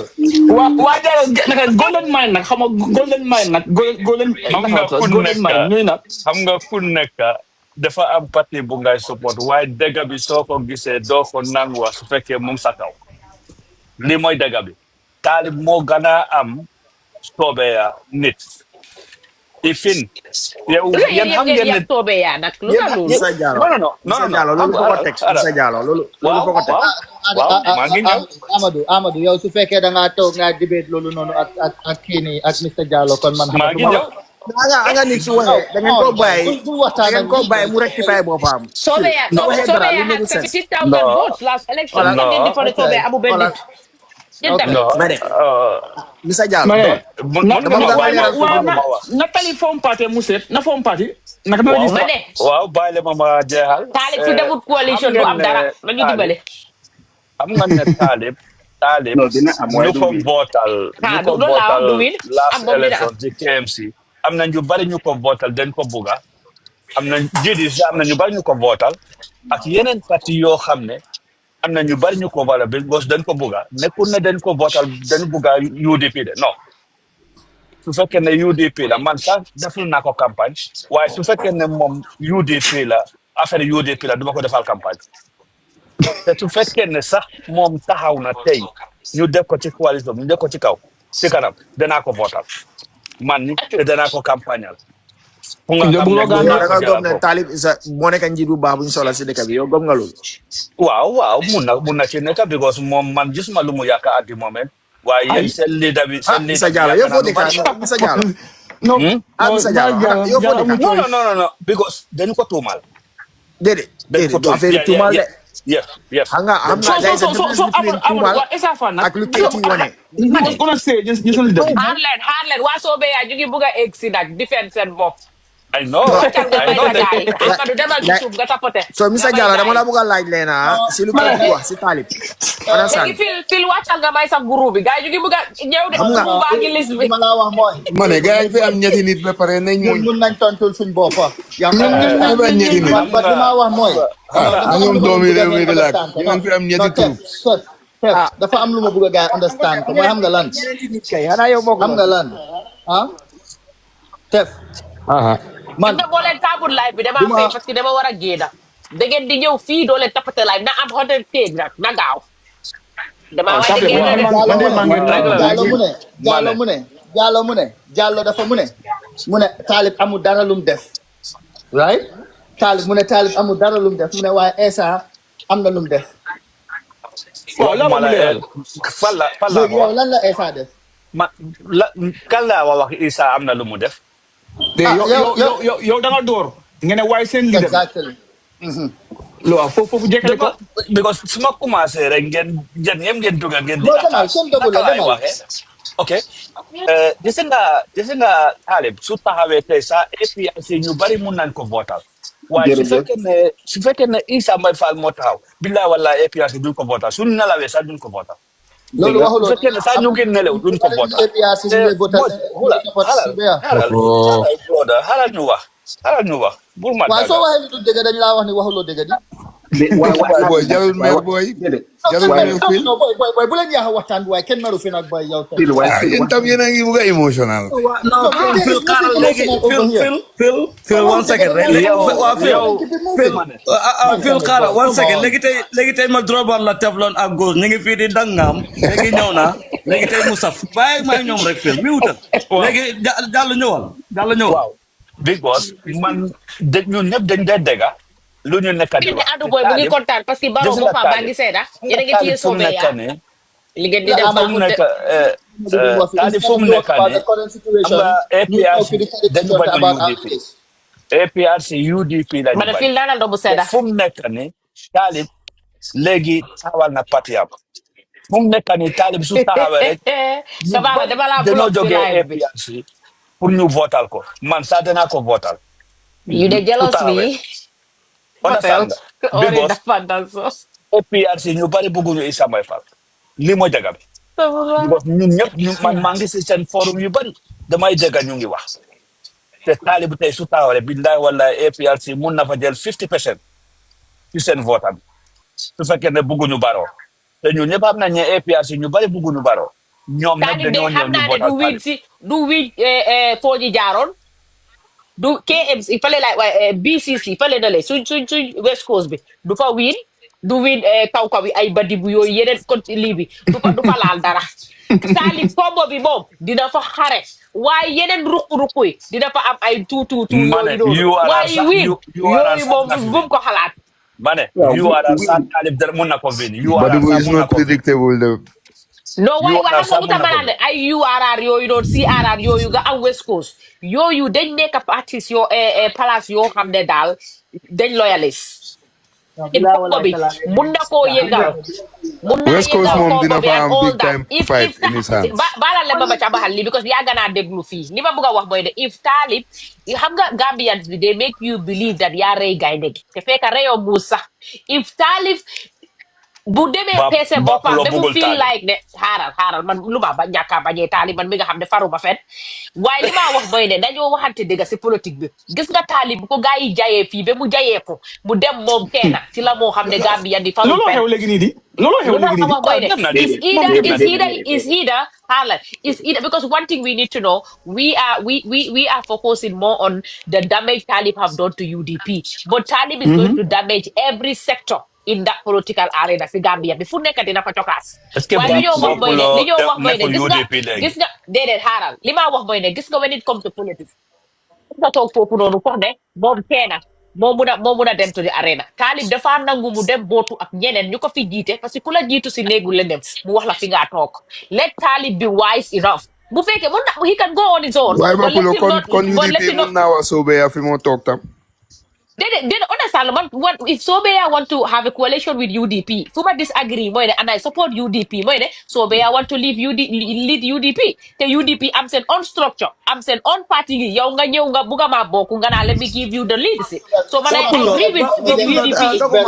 Ñom di wax de ñom duñ leen jox leadership bi. Man agree na fofu. Papulo How many moom agenda bañ UDP rek bi mënut a mu yóbbu fal. Gambia? Okay, Jallo daana la léegi Waaye ba keneen ñëw. léegi ñoom lum am ñoom lum am ak luñ fi liggéey duñ nangu kenn jiite leen dañoo ne na leen gaa yi toppa te man tamit to be honest I don't blame them because they've been there yàgga fa def lu nekk for their party if you wanna come bokka man nga dem even though UDP need to go back again ñu bàyyi dangal bi for 30 years if you cannot go to state house war ngaa defaraat sa toogaay something is wrong somewhere lii mooy problème bi Adu boy mu ngi ni state house la day endo why they're not telling Adama Barrow what are some of the things yoo xam ne they need to do Kon Papulo xam nga lan la ñoo Let def me xam nga lan la ñoo def dana ma bàyyi ma jaayal suma wax bi xam nga lan la UDP ñoo nekk ci State House 2016 bi. mën ngeen ma bàyyi ma jaayal suma wax bi. So Sa wax bi jeex na ba pare. ma ne Jallow jeexal may leen ko yow Jallow yow fan nga nekk sa Jallow yaa ngi because GDC da yaa ngi Talib non mam no maa ngi dégg fil mu ne ñun amuñ policies ñun amuñ programme right luy loolu di wax bu yàgg ma ne mu ne amuñ agenda bu mun a yóbbu Gambia feel I can bet you UDP has a better agenda than Sobeya than APP Sobeya. waaw xam nga lan la ñoo def xam nga lan la ñoo def that I can bet you. Guys, na leen ko def 1 hour at a time nañu alal kenn bu mu daal waaye ma jeexal suma wax bi rek waa Jallo daanelal léegi keneen ñëw please man de noppi naa 3 hours may leen ma benn 5 minutes bu mut sax feyawu leen ci man nag léegi wax leen yàlla waxal jogaat na ok xam nga léegi lan la ñu nekk luy moom mën nga wax ne jogaat naa di nga wàcca de bu dee man nga wax jogaat nga de di nga dem si suuf tapati loolu damay bëgg a commencé rek nga arrêté ma non waaw di ba tax damaa cabaxal nag utaalu ma fii na pour di leen xool muy loolu bay la ok léegi fu mu nekk ni yéen opposition yoo xam ne yéen da ngeen bugg a def coalition da ngeen war a noppaleku because ñun lu ñu bugg a def mooy ne APRC GDC MPP ñoo win élection bi carte bi compté nañ ko already kon dem leen ngeen seeta ngeen a billaay waaye yow Mama Kandeh waxul loolu li Mama Kandeh mu ne moom dafa dem coalition opposition bi so yow li Mama Kandeh wax li nga wax du benn kañ la ko wax Jallo waa léegi Jallo mi utal léegi démb rek naa la yónnee vidéo bi this weekend rek wax na keneen jël ok ala ma noppi ma waaw naa la yónnee vidéo bi jàll dégg nga keneen kuy ñëw ku nekk ci line balaa ma Steven ku si bëgg a élaborer man lu ma bëggoon a wax bopp la. Dos na noppi mu nag mu la wax na doomi réew mi wax please. waaw man li ma yow tam Gos man la bëgg a tontu di Phil yow tam Phil amal démocratie nag xam naa Gos am naa démocratie 100% moo tax may ko mu cabaxal nag Gos tontu bopp la te ñëw waaw mayel Gos mu tontu xam nga waxtaan bi fu mu nekk nii people like nit ñi dañ nekk di dem with their emotions and their party flags whatever loolu moo tax waxtaan bi mu nekk di dem crips kanam kenn xamul kenn man waxuma keneen de waaye man waxuma ne Talib su demee independently dafa win election munu ko amut li nga xam ne loolu la am kenn su ko neexee mu dem si sëriñ bu ko neex mu ñaanal ko munu ta win election independent waaye su fekkee ne dem nañ dañu ne coalition bi ku nekk si kanamam mooy Talib dina am chance Adama Barrow dina am problème gis nga la moo tax maa si ñoom Sabally bro def coalition kuñ mun di jiital mun nga am chance pour win no it's not only Talib understand ko it's not no boy yow nekkuloo ci coalition bi noppil yow suñ opposition nga toogal nga noppi rek You know, but lima buga what? Yo, boy, lima buga. Dama buga understand ko right now. Yo, lima Talib right now. Lima Talib right now. Esa suñ ko tegon ci boppi coalition bi kon boy percentage bi ñoo winné coalition du history la mo nek Gambia nga ma tok dima wona ma Italy. Come on now, be for real, bro. Yow naka nga xamé lool? Wa légui bay ko mu tontu No, I agree with Phil Fofu. Suñ defoon coalition ñu tek Essa Fall ci kaw bobu. Du win fen. No, tef yow couleur rek. Jërëjëf dégg nañ Phil yow sa wax jërëjëf. Non, tef moom yow couleur. coalition yi duñ benn gis nga Gambia dañ dee saaneel based on nit ki soo déggee coalition just because party yi ñoo nañ manko nit ñi ñoo moom seen karta Ousseynou Dabo ku ko teg si coalition doo win lu leer laa leen wax boldly enough man maa ko wax fii Ousseynou Dabo fu mu toll nii tey suñu amee coalition ñu ne Ousseynou Dabo mooy the leader of the coalition. Am nga problème ak Bambas. He is not winning. He is not winning because Ousseynou Dabo is not a winnable candidate. Understand me? He is not. That's total false. No, allow len go moda anel kenan no, muna bay lolu mu jall. That's false. And I will debunk that after Super did not debunk. Allow len go moda anel please. Go ahead. Understand me? However, so demon nga jël ku melni kini nak lañ ko waxe Essa Fall nga ne yang ko tek ci coalition bi nga xamne is backed by UDP. Of course, you would have a chance equally as you would have a chance with Talib.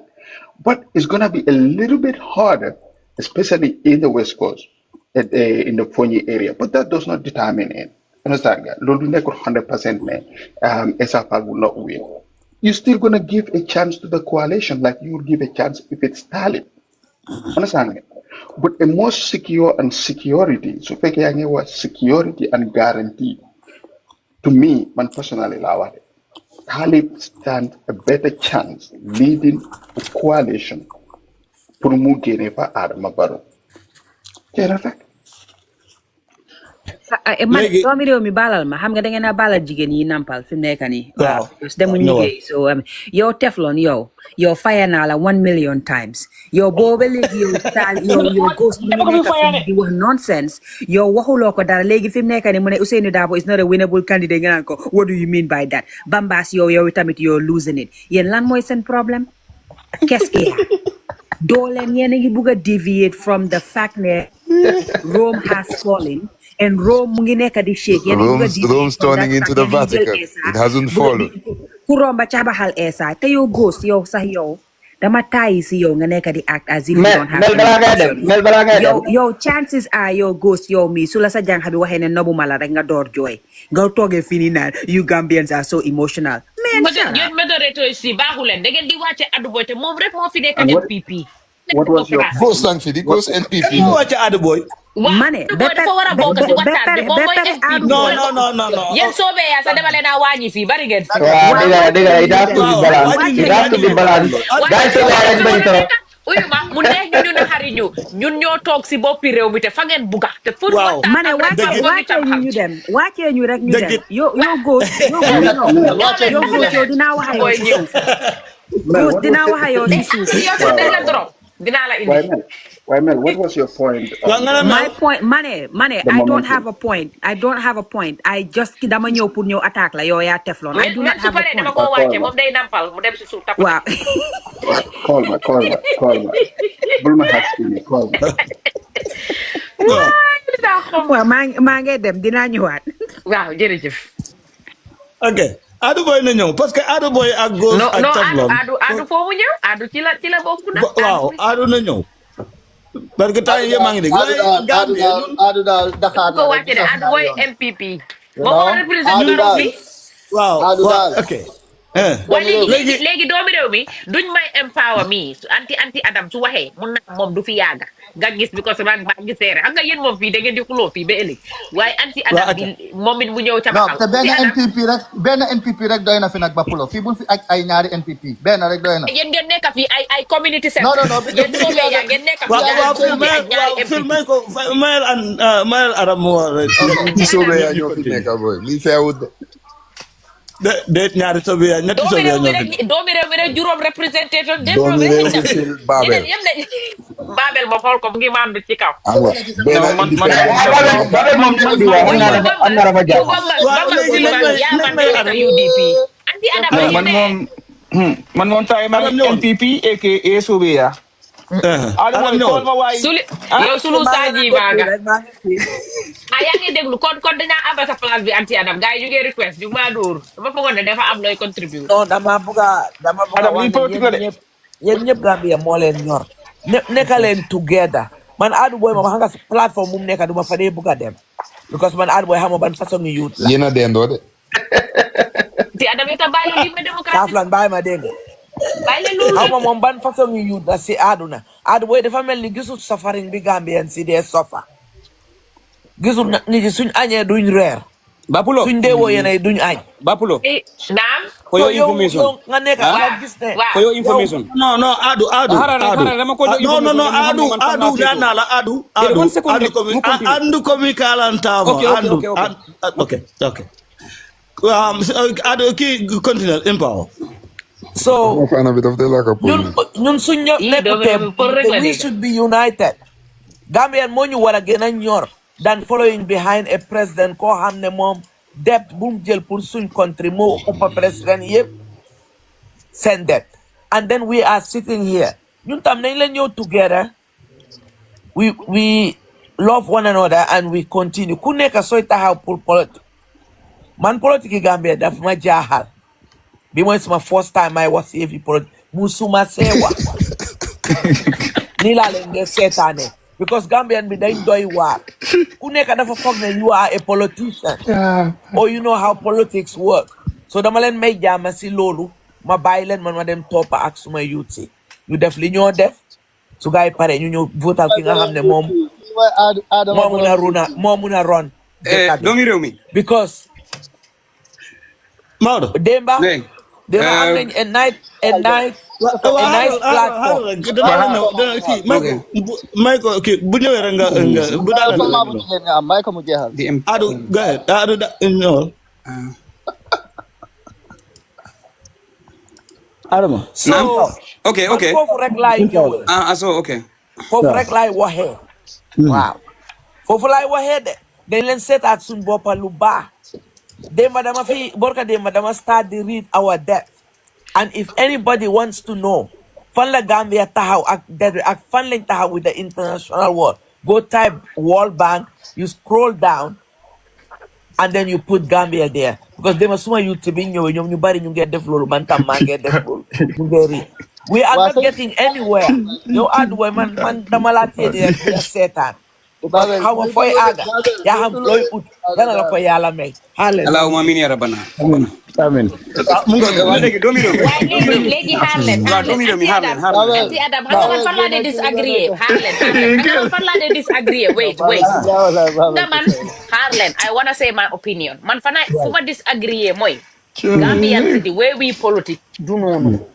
gis nga boo gisee ñu ne démocratie ñu am options everyone yow boo bokkee Essa Faal Essa la doy ak policier boo bokkee APRC keneen su gisee Barrow whether Barrow is doing the job he's not doing the job if someone believe in Barrow and his government we should respect that for them waaye ñun fii when someone supports the government it's like okay like we question that individual for naa ne ñun we should have like that how to call that open minded ne Barrow tey a point of correction loolu Gambia rek la am non xaaral may ma rek nga wax ni Gambia rek la am Gambia la nekk di waxal na waxuma China because the issue is tey soo gisee Adama Barrow tey soo ko indi woon ci pencami nga foog ne Gambia yëpp a ko bañ yow xamuloo politique Gambia dafa am ñoo xam ne they are ready to do everything for Adama Barrow tey whether it's for their interest or whatever I'm not there to justify why they are doing that for him waaye moom dafa am ñoo xam ne they believe in him lii mooy democracy the only thing we can do is convince ku mel ni Adu Boy ne Adu Boy I've got something better to offer you. Nobody believes in Adama Barrow even Nico supporter they don't believe in him but what loolu du dëgg léegi doomi réew Bapulo man doomi réew moo xam ne la for your information anti Adam jëndal naa suma community ambulance ñu wan jëndal naa alkaalo yu yëpp téléphone emergency number ak lum guddi ci alal nguur gi waaw ak lum guddi jigéen oote jigéen bu feebar te nga oote déglu leen dama wax anti Adama may kan xam nga nit ki soo ko xamutee da nga ko ooyee xeey waaye boo ko xamee da nga ko ooyee Adu Boy man maa nekk ni koo xam ne Adu Boy foog ne li jot na ko non parce que jarul ok kon pass nañ dem waaw ok good on politics waaw li nga nekk di wax noonu sax li nga nekk di wax noonu sax li nga nekk di wax noonu ne yow dama la wone ma suma community yow kii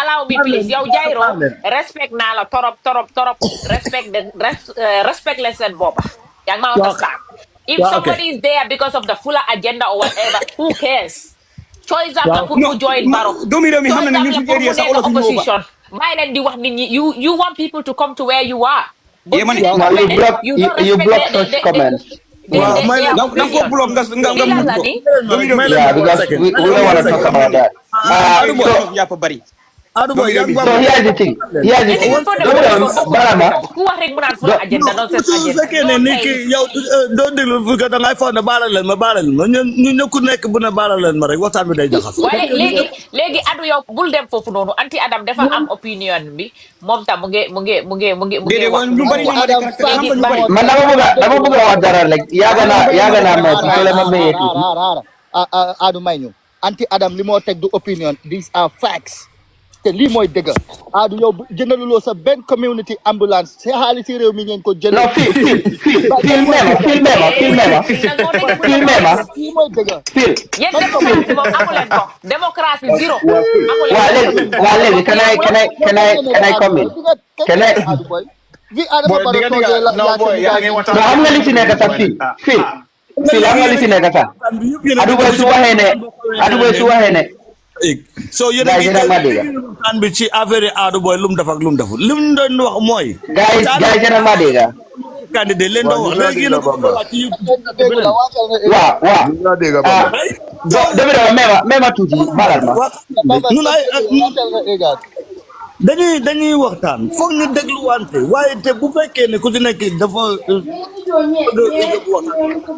waaw léegi mema man ma wax rek dégg nañ la mema waaw Alassane mu nga mute sorry Alassane ok doomu réew mi xaaral man ma ñëw léegi dégg nañ la thank you Adu Boy wax nga fii loo xamante ne foog naa ne yow sax xamuloo waaye loolu sax dugal na sa government bi te loolu non mema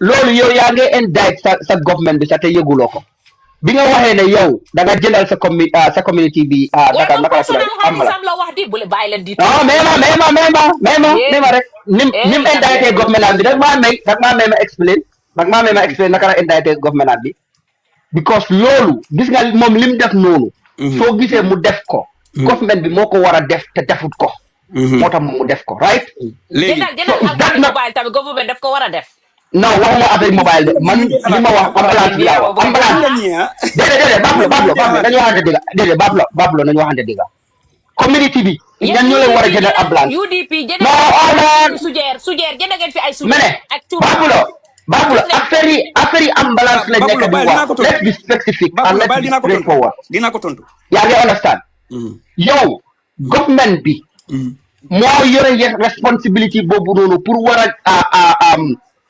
provider nit ñi that those ambulances soo gisee kii nu mu tuddaati Adu Boy muy dem jënd ambulance ak xaalisam di ko ñëw jox community bi dafa gis na community bi amuñ ambulance and they needed it okay good okay léegi government bi yo mema léegi government bi yéen MPP yéen a ngi bëgg a bari de ana fil government bi nekkut ne amuñ xaalis boobu noonu pour dem jënd ambulance jox ko community boobu noonu because li tax ma wax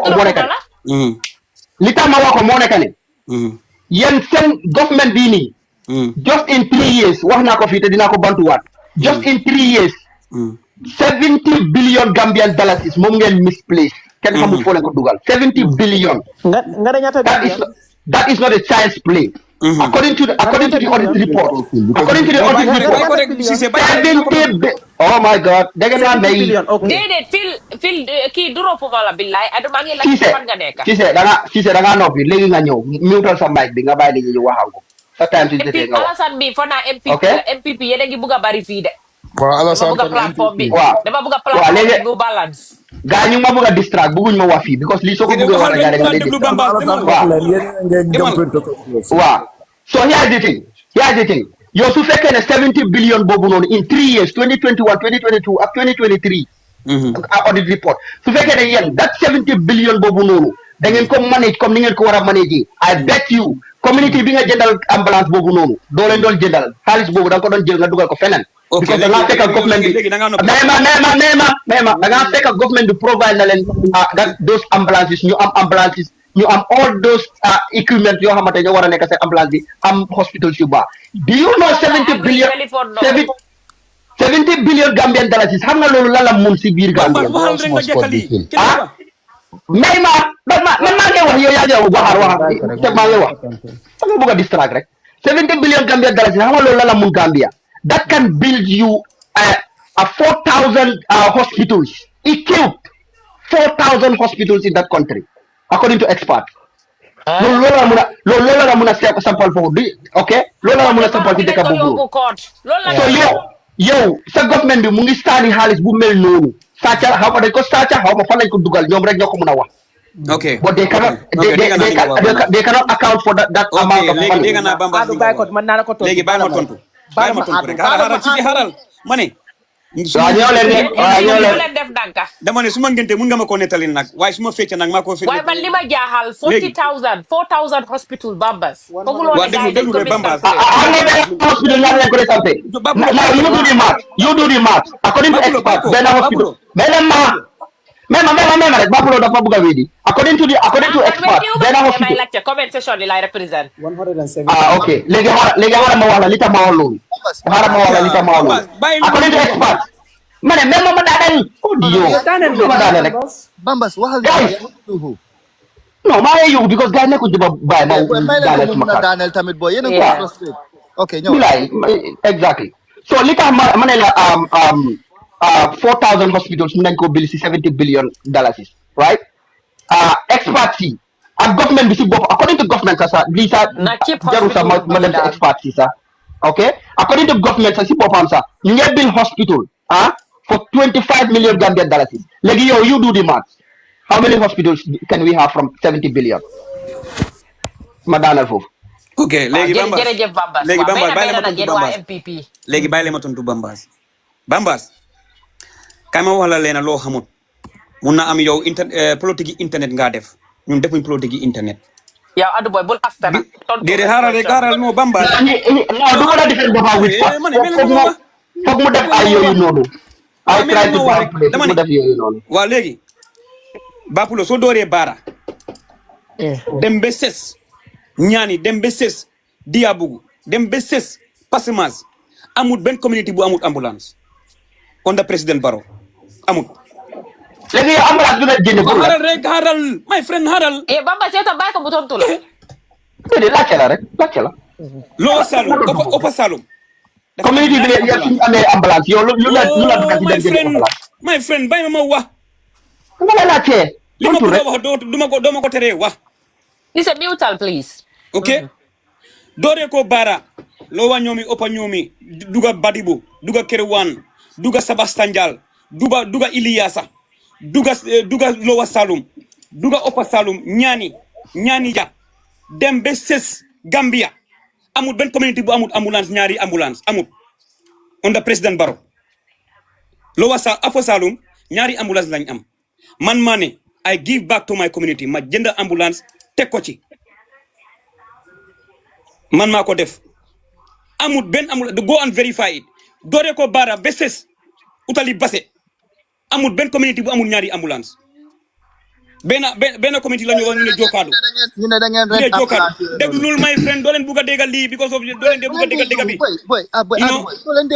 politique because of lan dama ne moo tax ma ne Bamba sooy wax dara danga koo xam gi nga audit yow xamuloo dara si financing xamuloo dara si auditing da nga nekk fi di ñëw di oote exorbitant amounts yoo xam ne you don't know even waa léegi wax ñu audit léegi wax ñu léegi comme que man xaw ma léegi wax ñu audit soo ñëwee nga audit auditeur yi luñ fa fekka ñoom loolu la ñoo bind ba pare binda opinion ok management opinion dañ koo binda déglu rek wax nga liñ fa fekka Seydou wax nga liñ fa fekka Seydou mënuma werante ak yow kan la wax loolu kan la wax loolu you people are not fair Bambas when we were talking everybody wanted to listen no hastewuma parce que lu ma la wax mooy dëgg no Bapulo that's not correct Bapulo Aduboy was interjecting bulen ko mute no bulen ko mute bàyyi leen ko ñu ma mute and Bapulo that you said was not correct because man bi ma doon wax Aduboy was interjecting several times waaye moom la doon interject ma ne ko bu bàyyi la yow nga wax ba nga daaneel si la bàyyi so léegi may ko Aduboy yow tam Aduboy fu mu nekk yow yaa ngi wiiri waara rek yow tam xasal ñu may Alassane tam li ma wax mooy waaw Bapulo foo dem si audit firm wala department boo dem nga audit ko do you know what the auditors are interested ñoom dañoo interest ne luñ gis ak luñ ñëwut ak luñ request loo xam ne defanguñ ko ci dañ ko war am pour binda to match the books léegi nag su nekkee ne dañ report an opinion ne naka laati RVH gars yi dañ request 70 million waaye si biir 70 million bi 20 million bi la gars yi spend loolu auditeurs yi bàyyi foofu ñu binda ko bàyyi foofu ñu binda ne 50 million bi ñëwut Gambian yu bari loolu lañ dee waxee lekk nañ xaalis bi fekk xamuñ ne 50 million bi ak seen but si book si because of ki xamul dara si audit job su pare dina ko wax su pare nga ñëw ma explain ko yëpp ma explain ko yëpp from top to bottom ki xamul dara si audit xamul dara si audit Aduboy based on li nga wax noonu right now then li ñu waagut is it still reflective on government books right now because xam nga yow li nga explain nii ne 70 guy request waaye 40 moo ñëw waaye 30 is missing now that 30 who accounts for it ñu ko war a fay loolu moo tax ñu dee binda dama ni okay so now léegi are we assuming ne this or so called or how ma gis ma ko or li akon lu ba mas wax this 70 billion is somewhere in the government coffers right now waiting loolu dafa mel ni sa 70 billion déglu xam nga 70 billion waxuñu ne benn département waxuñu ne 70 billion bi benn département auditeurs yi dañ binda ñu accumulate ñu budget bi 52 billion la lii moo lifin understand nga lii moo des waaye loolu soo demee ak seen nguur sa si département yooyu bo dañ koo count waaw waaye léegi ana xaalis boobu loolu mun naa nekk si government book si mun naa ñëw si sa la ma jeexal Aduboy même rek ma jeexal dinañ la door non si sa xaal duñ la nangoo déglu Aduboy même rek ma jeexal ko si sa doñu baal ma Aduboy xaaral ma jeexal waaye léegi dañ fa naan a jaama tasaaroo leen Aduboy si sa baal rek ma jeexal Aduboy te nit ñi bay gis nii Aduboy laa buga man Aduboy laa buga tëjal comment section damay tontu de ana Aduboy maa ngi nii ma laa déglu okay now yow nga ne su fekkee ne if what you said is correct now that money is sitting down somewhere now why is government why are this money is being somewhere not reflective in the budget and not being declared léegi xam nga dafa mel ni tey ma explain la simple calculation wala simple thing looy def tey Babel yow sa compagnie mun naa oo dara nga dem si financial statement bi si banque bi nga reconcile sa book si nga gis ne fay nañ la waaye nekkul si sa biir account bi but you will still gonna account that money because that money is a revenue for an expenditure for that department. So reconcile. Where would the money go to? Still the money will come to that department. What nga management respond? Mana ki hamu dara si opinion. Audit mu ngi def ara ma explain ko fi. Aduboy no. Gis nga loolu moo tax wax nga ba pare Bamba Mass. loolu moo tax auditeur may leen ma man ma woyaan tuuti. da nga wax ba pare. may gis nag hosting dafa metti. Bamba xaaral Aduboy xaaral. ok si demal maa ngi julli. xaaral fii li 100 coins rek la. ngeen lii ko. jërëjëf anti Adam man lii lay wóor. Bamba Mass comme démb rek honorable Keba Lam foofu ku nekk FPAC ak Alhaji S Dabo ñoom ñoo nekk si commune and Alhaji S Dabo is the head of FPAC and then di def liggéey bu amut lifin app comme liggéey bu baax da ngaa li def FPAC and then if auditors merci beaucoup auditors yi suñu ñëwee in an office you recuse yourself from the office and ñoom dañoo def seen liggéey. Man boo fi defee question and answer da ngaa def document yooyu noonu you forgot ñeme nga interview torop. at that point ñoom loolu la gaa di report whether des na dara la wala desu dara la from there they write on their opinion based on facts yow tam nga am time to reply on management response. I'll give you a scenario like come no, respond right now. Can we say where the money sits? Man dañ dee joxe seen opinion based on facts ngay wax ñaari wax. No, Paos, I'll give you an example today. Like Minister of Works. Hanga auditors mean a clarification of 375 million of depreciation of North Bank Region Road. Minister of Works and Transport, Works and Infrastructure wish to inform the general public that the Auditor General's report proposed and claiming 377 million discrepancy in the road contract of the national for the North Bank region. Yeah, you understand. You know, amut hararek memorek kini. Hanga yo man already post man ko def nanka diko read. Yeah, you understand. Because the magis read auditor send. So lolu mean sisi. What does it mean when there's discrepancy? No, I don't tell you by don't stop. Don't start the end. Man stop man. Yo do buga kom no buga answer la ko. Duma ko def man I will speak man. Dede why she said don't you fi di ñu read la ay pamphlet please. Don't you fi di read pamphlet. You just have to pamphlet. It's just a people for ham man read. Because lan la da nga wasa wax 70 little boy one is misleading because even 2 times our budget. That is the truth. Our annual budget. And that is man 70 billion bu ma la wax lan la ko wax. Dede yaa nga bëgg a misquote because man I did not tell you ne déglu du ma la bàyyi xaaral yaa ngi bëgg a wax ne man 70 billion li ma wax loolu just for one year rek la. That's not correct. What I said is from 2021 because the report bi génn moo nekk ne the 2021 report, the 2022 report, and the 2023 report moo génn ndoor because it's about 3 years auditor bi génnul benn report. So report yooyu noonu ñoo ñëw génn at once and that is loolu moo foofu la 70 billion went missing. Misleading. It's not up to 70 billion. What are you talking about? It's not 70 billion. Hanga, déglu ma, mang amon kebalang foofu in my platform.